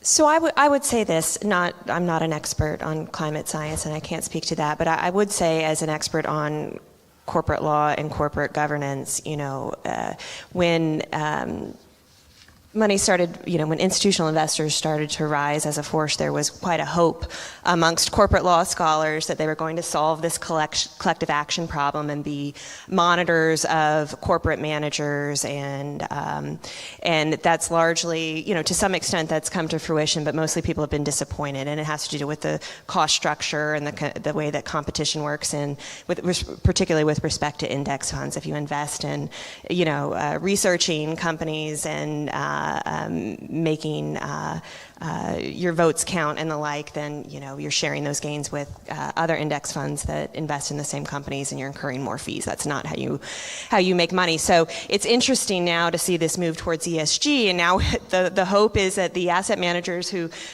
maybe didn't rise up to live up to the expectations with respect to sort of standard corporate governance are now going to solve really deep problems that are affecting society. So I think there is some concern about, aside from the particular policies, are there the stewardship teams that are resourced enough to really be making the type of decisions that fall under the umbrella of ESG? And so I think that's one valid concern. One thing to keep an eye on, and that makes me a little skeptical of the claims that this is purely an attempt to impose certain social values on somebody, is a lot of these large asset managers are very excited about the possibility of passing through their proxy voting to their underlying investors. I think that has a lot of technical difficulties and may or may not have legal difficulties behind it. But there's been a lot of ongoing effort to make that into reality. That will be coming over the next few years, I would anticipate. And if they purely wanted to impose their values on everybody, they would not be doing that, I don't think. No, I think it's a great question, and it's one that, obviously folks have been grappling with. We have a policy of not talking about any particular member, so it's a bit more difficult for me otherwise to speak to this. But, I think that asset managers are fiduciaries. And so from my perspective, from where I sit, I've seen them try to do the best that they can for the investors in managing the money that they have on your behalf. And it's with taking into account risks and analyzing those risks, including ESG risks, and then offering different products and focusing on investor choice in particular. And there are some investors who are looking for the ESG focused funds, whether that be impact funds or just funds that take into account ESG investing. And then there are other funds that focus more on the returns. It seems like that's sort of, a lot of this has become very politicized when a lot of those options are still out there for most of the, if not all of the asset managers.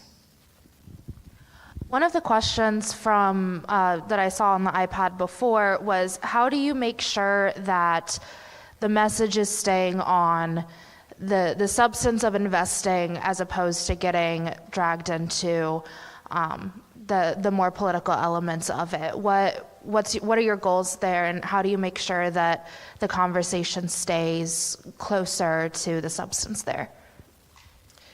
Just to go back to where we started, which was the vagueness around the term ESG, I think that leaves so much room for people to imbue it with what they think. And so, if someone thinks it's political, that's what they, but if we're more specific about what we're talking about, then I think a lot of that talking past one another could be avoided. So if we just talk about what we mean instead of using a term that means different things to different people. So we get rid of the ESG term. What? Yes. You heard it here first, folks. In the gray suit. Yeah, so I just wanted to actually ask a question about that. I mean, my understanding is prior to the Ukrainian war with Russia, small arms and weapons of war manufacturing was considered obviously blatantly non-ESG by the ESG proponents. And then after Russia invaded Ukraine, I saw that in Europe, gun manufacturing was getting pushed into the ESG category, because all of a sudden we realized that it's good when relatively bad guys with guns are fighting. We need relatively good guys with guns to come in and do something about it, so now guns are good. I mean, if this is what ESG is, and it's just constantly fluctuating, we can't even figure out what industries are part of it, what industries are not part of it. It just seems like fundamentally it's a useless term, and I don't see it ever becoming a useful signal for anything. I'm always going to have to read the fine print and see what's actually in there. ESG itself will never signal anything to me that's useful. Am I wrong here? I mean, can we get to a real definition of ESG, or is it always going to be like, I have to read the fine print, so what's the point of having a title? Yeah, I think it is nebulous. In Europe in particular, it has been particularly nebulous because you have a lot of different states with a lot of different views on what, take E, for example, what's considered green, what's not considered green. And that's been very frustrating for those in the industry as well who just want sort of rules of the road going forward. And I think that's why it's important for the U.S. to get involved in the debate too, and figure out how best to move forward so that we do have a common language, a common understanding as to what we're talking about, even if it's principles based in nature as opposed to being prescriptive. I have a slightly different perspective, and it's a different perspective than what my former counterpart, Commissioner Uyeda, has, as he mentioned earlier, that he's shown some interest in defining ESG. I suppose, and speaking for myself only, the concern I would have around that versus using a principles-based disclosure regime where, yes, you might have to look at the fine print, but I would commend to everybody that you look at the fine print of any of at least the investment strategies of the funds in which you invest. That's the lawyer in him. Well, right, it's my job to write those, so, that's right. But the risk of the government defining ESG or E and S and G is, to some degree, there will be some picking of winners and losers inherent in that, and that could, you can read Vivek Ramaswamy's book if you like to get the downsides of that, but could have all sorts of downstream implications that, crowded investments and stuff, things like that. So those are things to be thinking about in defining, whether or not we should be defining ESG. I'd also note that the Department of Labor in 2020, in their ESG rule, moved away from including ESG in the final, between the proposed and final rulemaking because it was so difficult to pin down, and for similar reasons that, otherwise they'll be pushing retirement investments into certain issuers and certain industries, and that's just the government picking winners and losers. Jamie, I totally agree with you. But the Europeans are, to the question I think was made, they are making it a bit more prescriptive in nature, and it does make it more difficult, right? Because then it does end up changing where investments are and what's actually available to you to be invested in. And that's where the problems stem from. All right. Roque Yang. I thought, since we talked about the history of what ESG was called before it became ESG, do you guys know who actually invented the acronym like ESG? Who decided to pair the G with the E and the S? I think it goes back to the United Nations, and there's a paper that traces that history that Elizabeth Pullman recently published. So. And I think that, I think that the G was a natural way to combine these other issues and emphasize sort of the more investor-focused nature of it rather than CSR, which was considered to be more about social, political ends.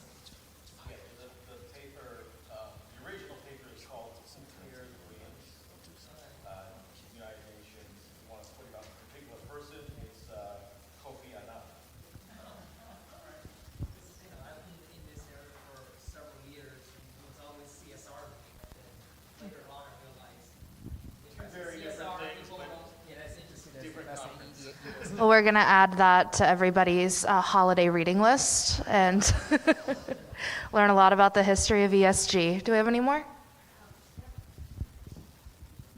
So I take Jamie's and your points about those when you can choose the investment. And I just wondered if you could comment on funds where people really don't have a choice. So I've been looking at pensions and investments online and the performance of these university endowments where the donors certainly are not choosing where the money is, the university is. And then also the pension funds, that some of these, like Louisiana Fireman's Pension Fund might be down, I don't know, one of them was down 14% last year.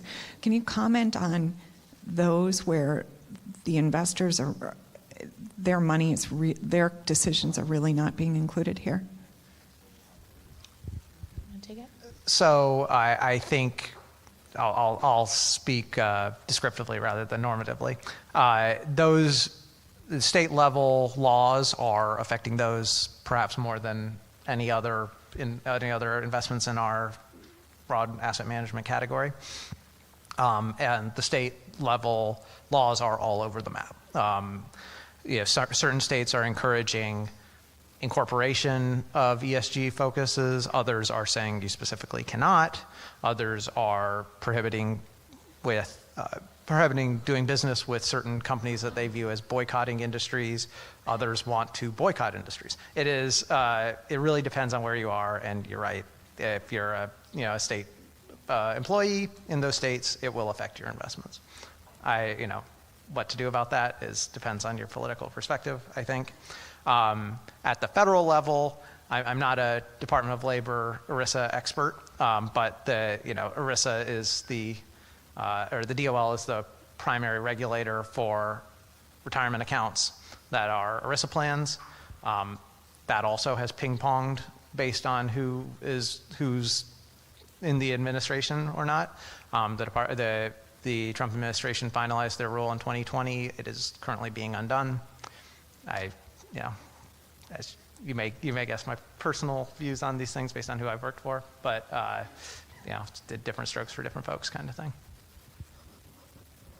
Great. To wrap it up, I think this discussion has got me thinking. We've talked a lot about who doesn't get to define ESG, or if ESG should be a term. The SEC doesn't. Individual companies all have different definitions. Who does? Who, in your opinion, gets to come up with the common understanding of, when people like me write about ESG, what we're talking about? That's a great question. I think it first is predicated on that we agreed that it should have a definition, which I think we've gone back and forth on as we've gone through the last hour here.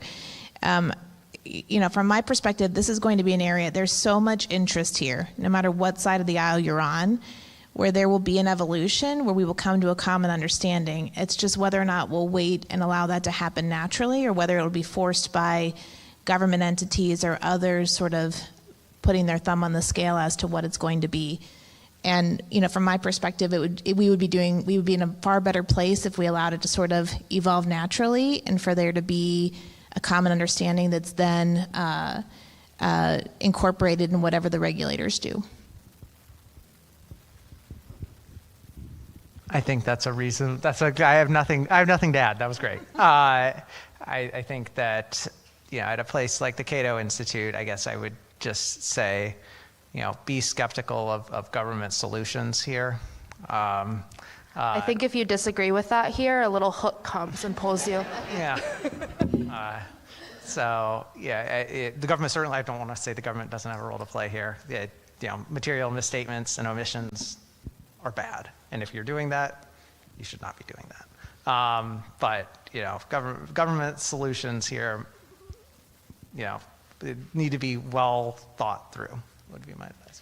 Yeah, just a parting thought. I mean, if ESG is about value and not values, then it's no different than any other consideration that goes into an investment decision, and I don't know why we need a separate label, or I guess maybe the work could be done in explaining what is different about this sets of issues from other business issues that make having some sort of category useful, because, I mean, in my view, the term does more to hinder and obscure than it does to further critical thought about these issues.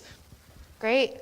I think that wraps us up. We're going to take a 15-minute break and come back at 2:15 Eastern Time PM for a fireside chat with Aswath Damoradan, moderated by Jennifer Schulp. Thanks.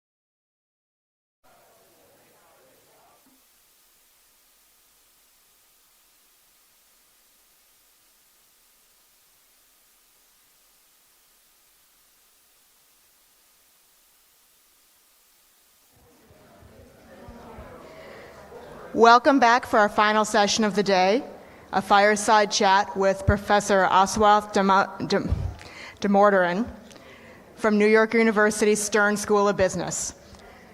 Often referred to as the Dean of Valuation, Professor Damodaran is an expert on corporate finance, valuation, and investment management. And for our purposes today, he is a noted and vocal skeptic when it comes to ESG. I'm honored that we have the chance to chat with him today. Remember, we'll be taking audience questions as well. For our online audience, please use the hashtag CatoEcon on social media or submit questions on our website. Our time is short with him, so I just want to jump right into it. Let's start with what should be an easy question, but for those of you who have been here all day today, you know we've been wrestling with it all day. What exactly is ESG?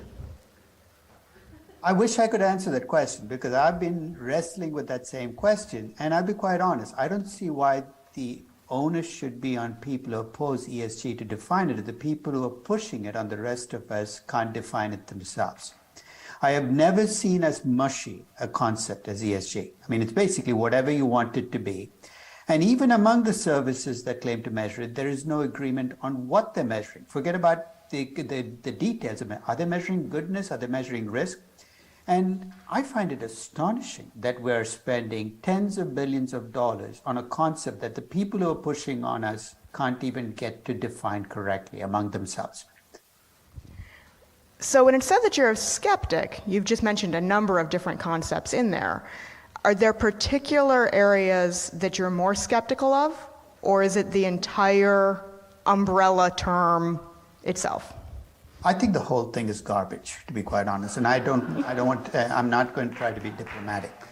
You know, it's very difficult to create a concept that's empty at its source and toxic at the same time. But ESG people have managed to pull off that trick.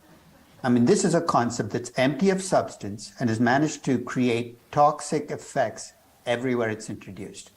And if I had my druthers, this is exactly the kind of concept you want to bury and make go away, because this is nothing good can come from this. Not an iota of goodness can come out of this.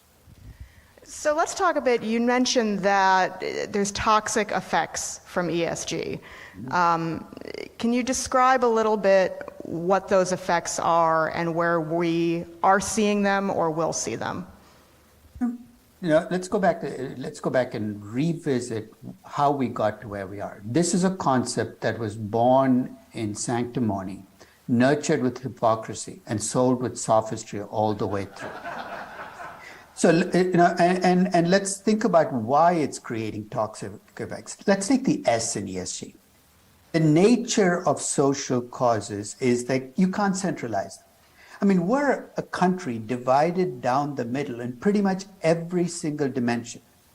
What gives S&P or Sustainalytics or whichever other services out there measuring ESG this godlike power to be able to decide what's good or bad in a social dimension? No wonder we're in the middle of a political, and I don't even know what to call it, political fight where ESG is at the center.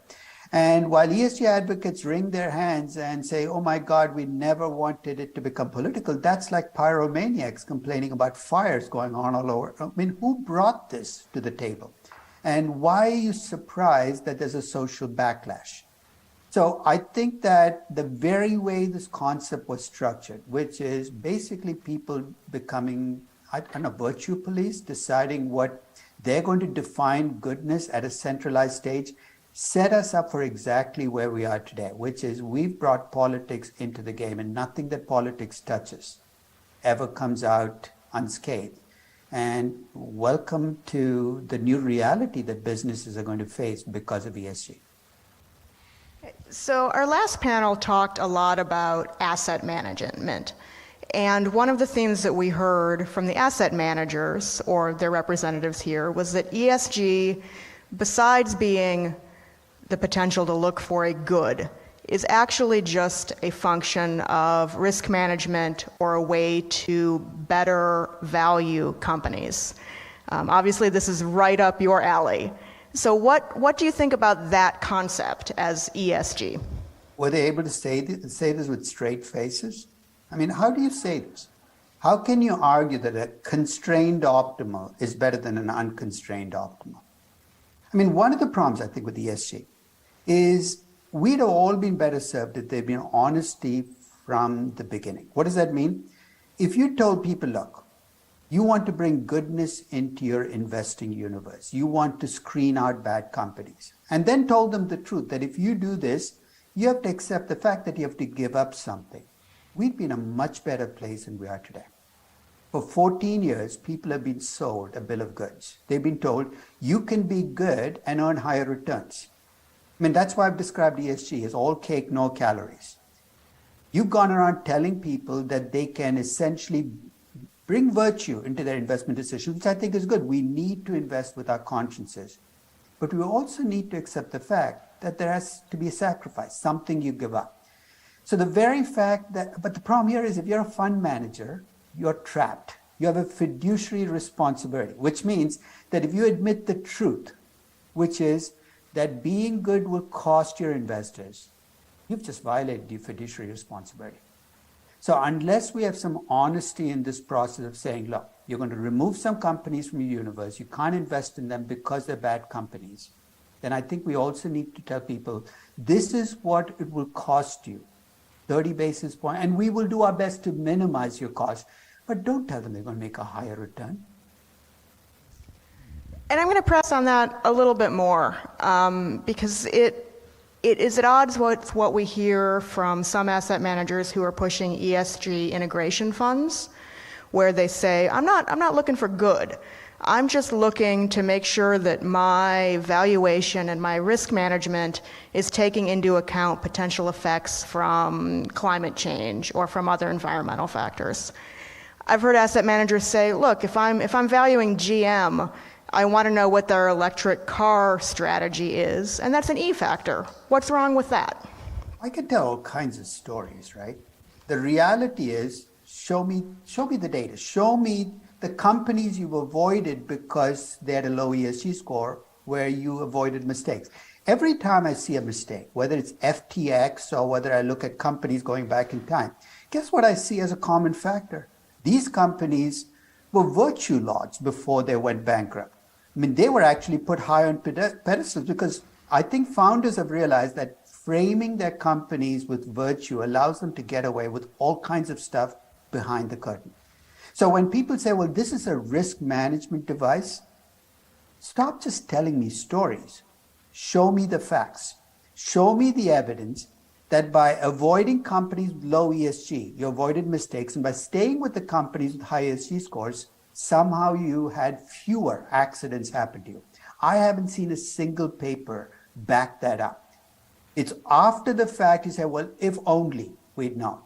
I mean, did ESG keep us out of companies that were exposed to Russia? Do you know that companies were more exposed to Russia actually had higher ESG scores prior to the invasion of Ukraine than companies that did not have exposure? It seems to me that ESG keeps chasing the last catastrophe, saying, now we're going to fix it.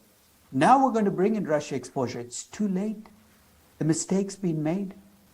And I think that's part of the problem is if you really don't know what you're measuring and you don't have a clear concept of what risks you're trying to avoid, then it becomes very difficult for me to buy into your story that by investing based on ESG is somehow avoiding some of those risks. And for those keeping track at home, that is the third mention of crypto in an ESG conference. Just an ongoing theme today. But I want to talk a little bit more about kind of that research and data. In other contexts, you've kind of referred to the research in this space as abysmal. And as someone who does do and not research myself, but reading a lot of the research in this space, I can say that there's plenty of research out there that comes to some conclusion that seems facially supportive of ESG. Whether it's a more diverse board gives you better outcomes, or whether it's managing climate risk better gives you a higher valuation. Of course, there is research on the other side as well. For those of us looking, what can you trust in this space, or is all of it difficult to say it's worthwhile? I'm going to take a very cynical perspective on this. It comes naturally to me, so let's suppose you wanted to create a buzzword you could sell for a price that people shouldn't pay. I gave a 5-step process for creating the next great buzzword. For those of you who feel that ESG is not working, I said, first, give it a holy name, a name that people will not attack, ESG, impact investing, sustainability, something that sounds like something you don't want to disagree with. You're creating this concept, reverse engineer the concept by looking at winners over the last decade and put into the concept all of the features that those winners had. And then market that concept by then showing studies that using this concept would have delivered higher return. You reverse engineered the concepts to include exactly the variables that gave successes. It wasn't like we had ESG in 2009 and we invested based on ESG. Every study of ESG goes back retroactively and acts like you had ESG scores over time and say, hey, look at the last decade, look at how much money we'd have made investing in companies with high ESG scores. That's duplicitous.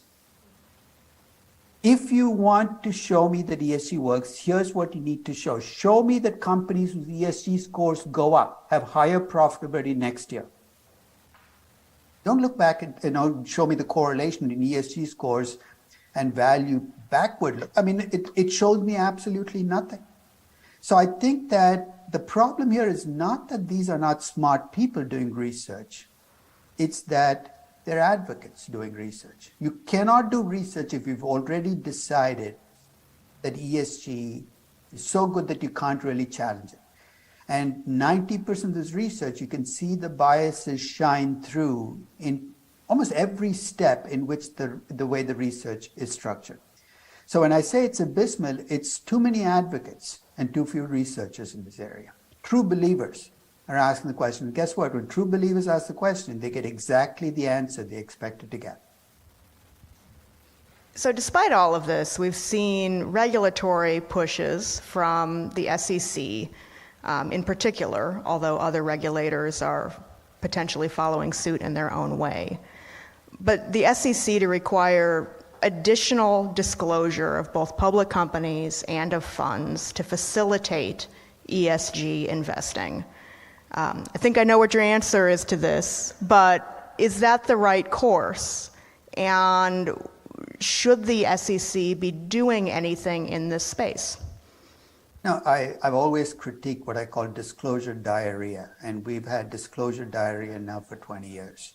And it comes from this premise that more is always better than less. More information, more data is better than less. So you look at the typical prospectus for an IPO now. Apple and Microsoft had 60 to 80 page prospectuses. Airbnb's prospectus was 350 pages long. They're saying, this is good, we have more information. Do we? There was a 50-page risk profile section in one prospectus that I read, and not a single page was useful from a valuation perspective. I'll make a prediction. The SEC or other regulatory authorities are going to succeed. This train, once it leaves the station, is too many people making money on it to stop. We'll have 500 pages disclosing ESG stuff in future 10Ks. And I'll also make a prediction that none of us will read a single one of those 500 pages. It's one of those, ironic outputs of having too much disclosure. People just ignore everything because when you're overwhelmed, that's exactly what you do. So if I were advising the SEC, I would say less is more. So if you want disclosure on carbon footprint, Find 3 or 4 metrics that people believe tell you the most about that. Restrict yourself to those 3 or 4. Don't fall into the trap of saying, let's add these 97 more. What's the harm? And try to make it focused. I don't want to read about Facebook's carbon footprint. I want to read about Facebook's privacy issues. The kinds of things we need disclosure are different at different companies. And if the one size fits all, where everybody reports everything, is, I think, a recipe for disaster. So is that a simple tie to companies should disclose material information and not be concerned with disclosing immaterial information? Which has always been the standard, but the definition of materiality is such that if you let the lawyers into the room, everything becomes material, right? And that's the problem. Is the legally safe thing to do is disclose everything, even things that don't matter, because nobody's going to ever sue you for reporting immaterial stuff, but you're going to get sued if there's something that happens after the fact that should have been reported. So the nature of disclosure is, while you might put that restriction of report only material stuff, it's a legal process, and sooner or later, everything's going to get dumped out there. So I don't want to have all the fun here, and I'm going to, because we have a pretty short period of time, I'm going to open us up to questions from the audience early, and I'm going to reserve the moderator's privilege for the last question here. So are there any questions in the room to ask for Professor Damodaran?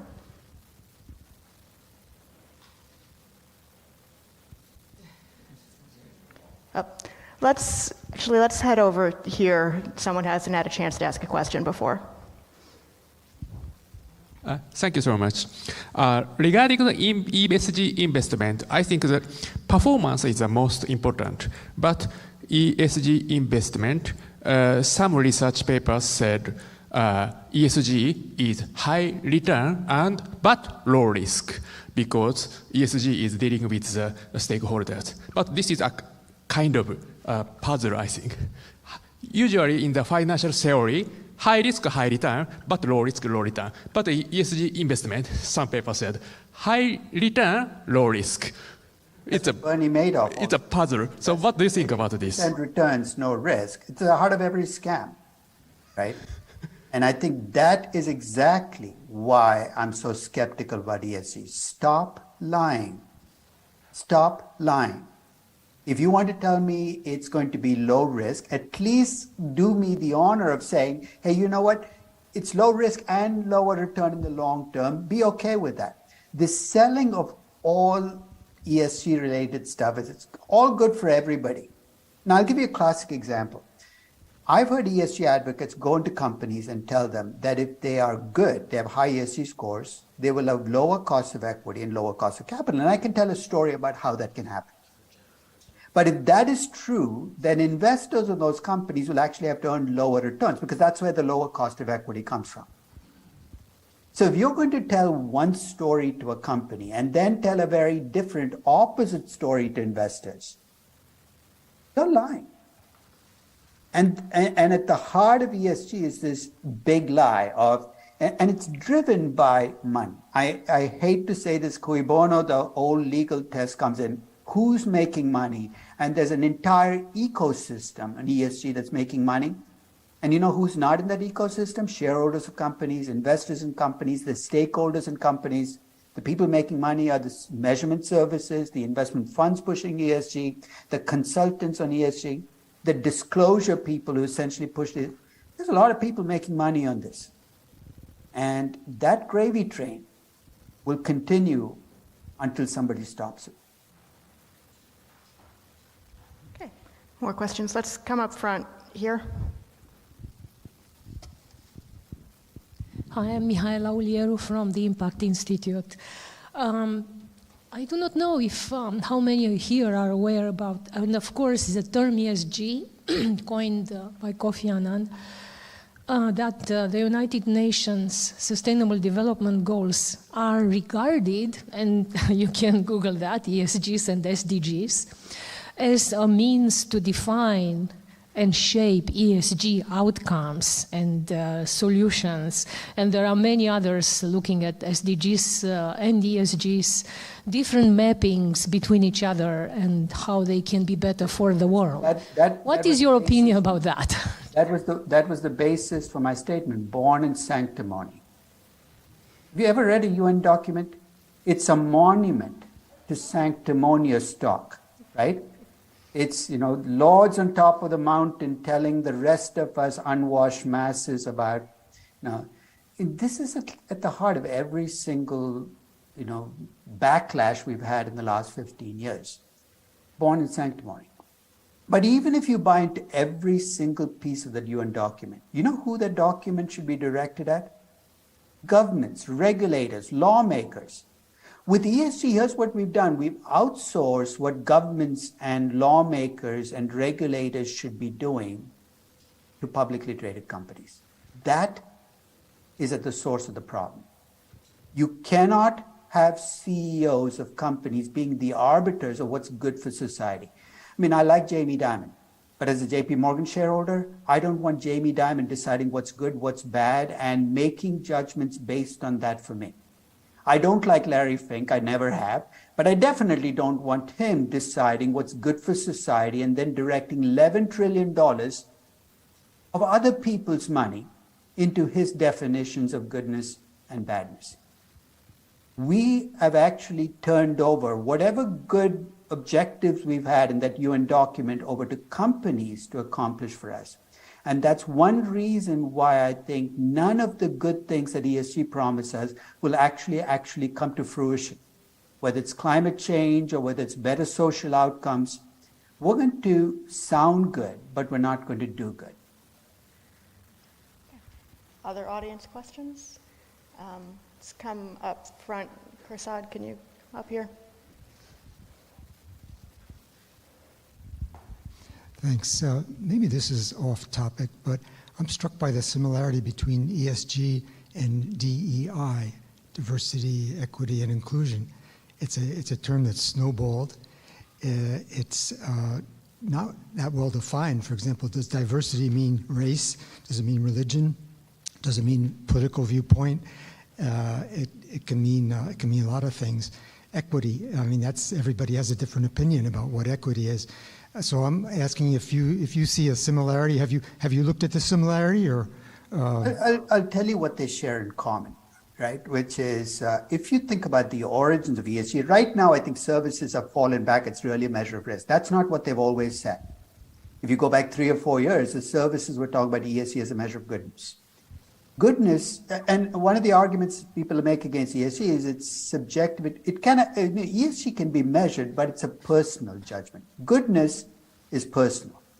And what we're trying to do is take something that each of us individually should be making and centralizing it in a measurement service. That's not going to work.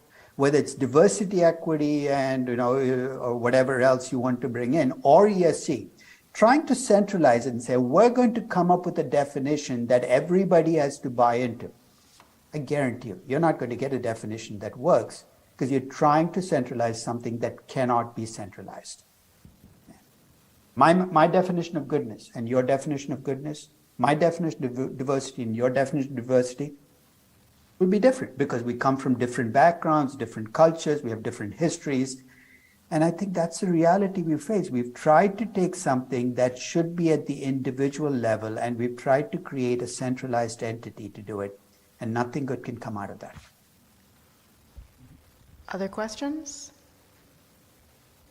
Okay. Kevin?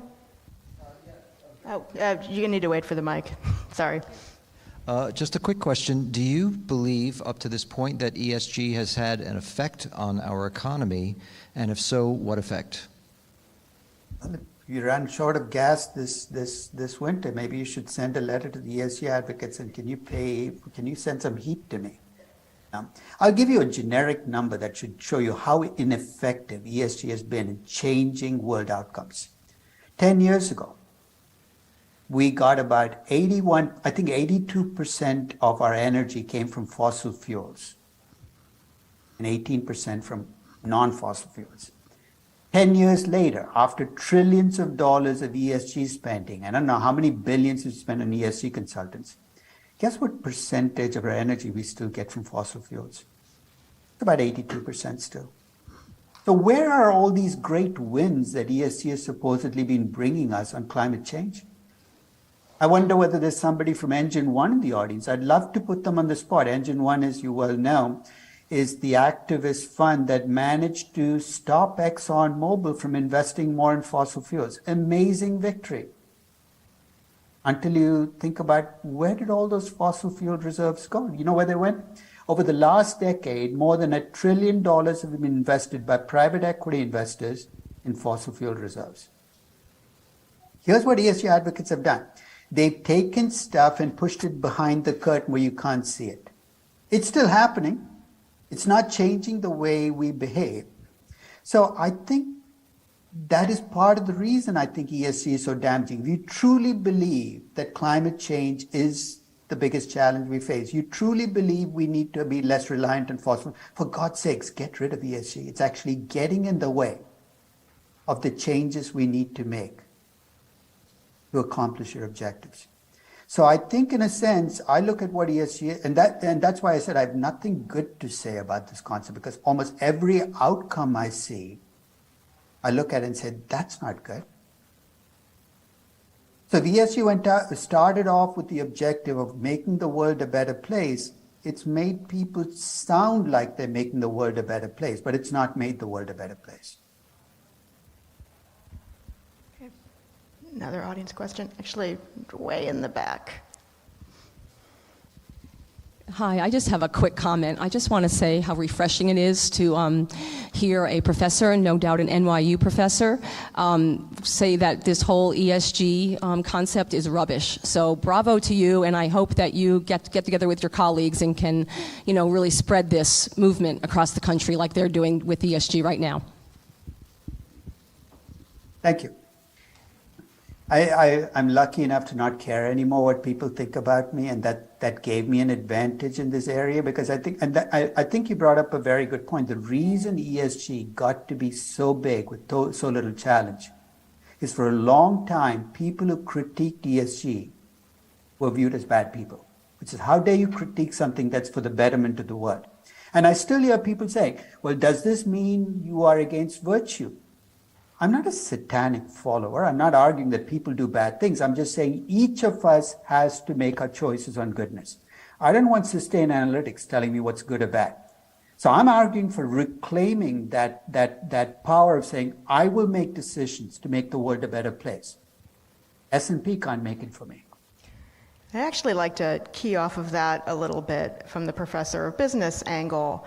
Earlier today on a panel, Professor Siri Turgeson from Florida Atlantic University talked about how business school students now are kind of being pushed to running to ESG type professions. Accounting, changing the way that business corporate governance is viewed. I'm curious to know if that is something you see with your own students, and if you think that that's an issue going forward. No, I think the need to do good runs deep in all of us, right? This is not something new. This is not something that 2008 created. Here's the difference. 50 years ago, if you wanted to do good, you know what you did? You went and worked for the Peace Corps. And guess how much you got paid? $20,000 a year if you were lucky, $15,000, maybe $10,000.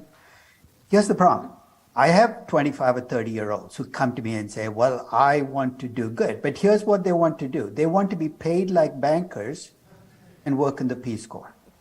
And this is what I mean about, hey, if you want to do good, accept the fact that through history in humanity, to be good, you needed to give up something. That is what ESG has missed. It's missed the fact that if you do good, there has to be something you give up. As a company, it might be earnings. As an investor, it might be returns. As an individual, it might be choices. But by selling people this package of, you can be in ESG and get paid $300,000 a year, of course people want to do both, right? Because this is like the best of all outcomes. So I think as long as you keep telling people lies, of course they will want to do it. Yeah? But once I mean, a subset of them, I'd still say I want to work in ESG even if I get paid $15,000 or $20,000 a year. But until we start telling the truth, we're not getting a good indication of what people are really picking. Are they picking ESG because it's good, or are they picking ESG because they've been told you can make higher returns? That's going to be the test over the next year or 2 or 3 for these ESG funds, is now that the worm is turned in terms of returns and not delivering, because they're so focused on tech companies, they're not delivering returns. Will those people who bought the funds still stay with them or leave? And my guess is most of them are going to leave because they were sold a bill of goods at the start when they were sold these funds. Now I'm going to do one final question as our time's almost running out. The conference title today was The Rise of ESG and the Future of Financial Regulation. So it's the last question for the panel, or for the entire day. I'm going to ask you the ultimate question, which is, will ESG leave a lasting mark on financial regulation, and should it? You know what? I think that the mark it will leave is the mark that all scams do, which is but the nature of ESG is going to get replaced by another buzzword. I already see people who used to use the word ESG have gone back to CSR, which used to be the precursor to ESG. But you're going to see words like sustainability. Another word that if used right can actually mean good things, but if used broadly can capture pretty much everything. So a lot of professors who have ESG in their title are going to replace it with sustainability, and they're going to go back to doing the same things they did, but now they're going to cover it with this, hey, let's call it sustainability.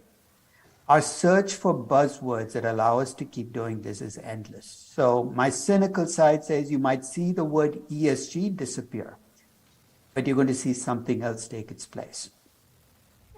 And on that note, thank you very much for your time today, Professor. Thank you. If you are not a regular reader of his Musings on Markets blog, you should be. He provides accessible insights into finance that even a lawyer like me can appreciate.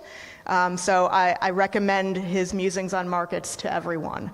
And thank you all for attending the conference today. I think we've had a lot of thoughtful discussions across a wide range of issues in the ESG space. Recordings from today's event will be available shortly on Cato's website if you missed anything, or if you'd like to revisit it, or if you'd like to share with friends. We hope you'll continue the conversation and follow the work of the scholars here at Cato's Center for Monetary and Financial Alternatives. And just to say, for those of you who are with us in person today, please join us for a reception in Cato's Winter Garden, which is downstairs. Have a great afternoon, all. Thank you.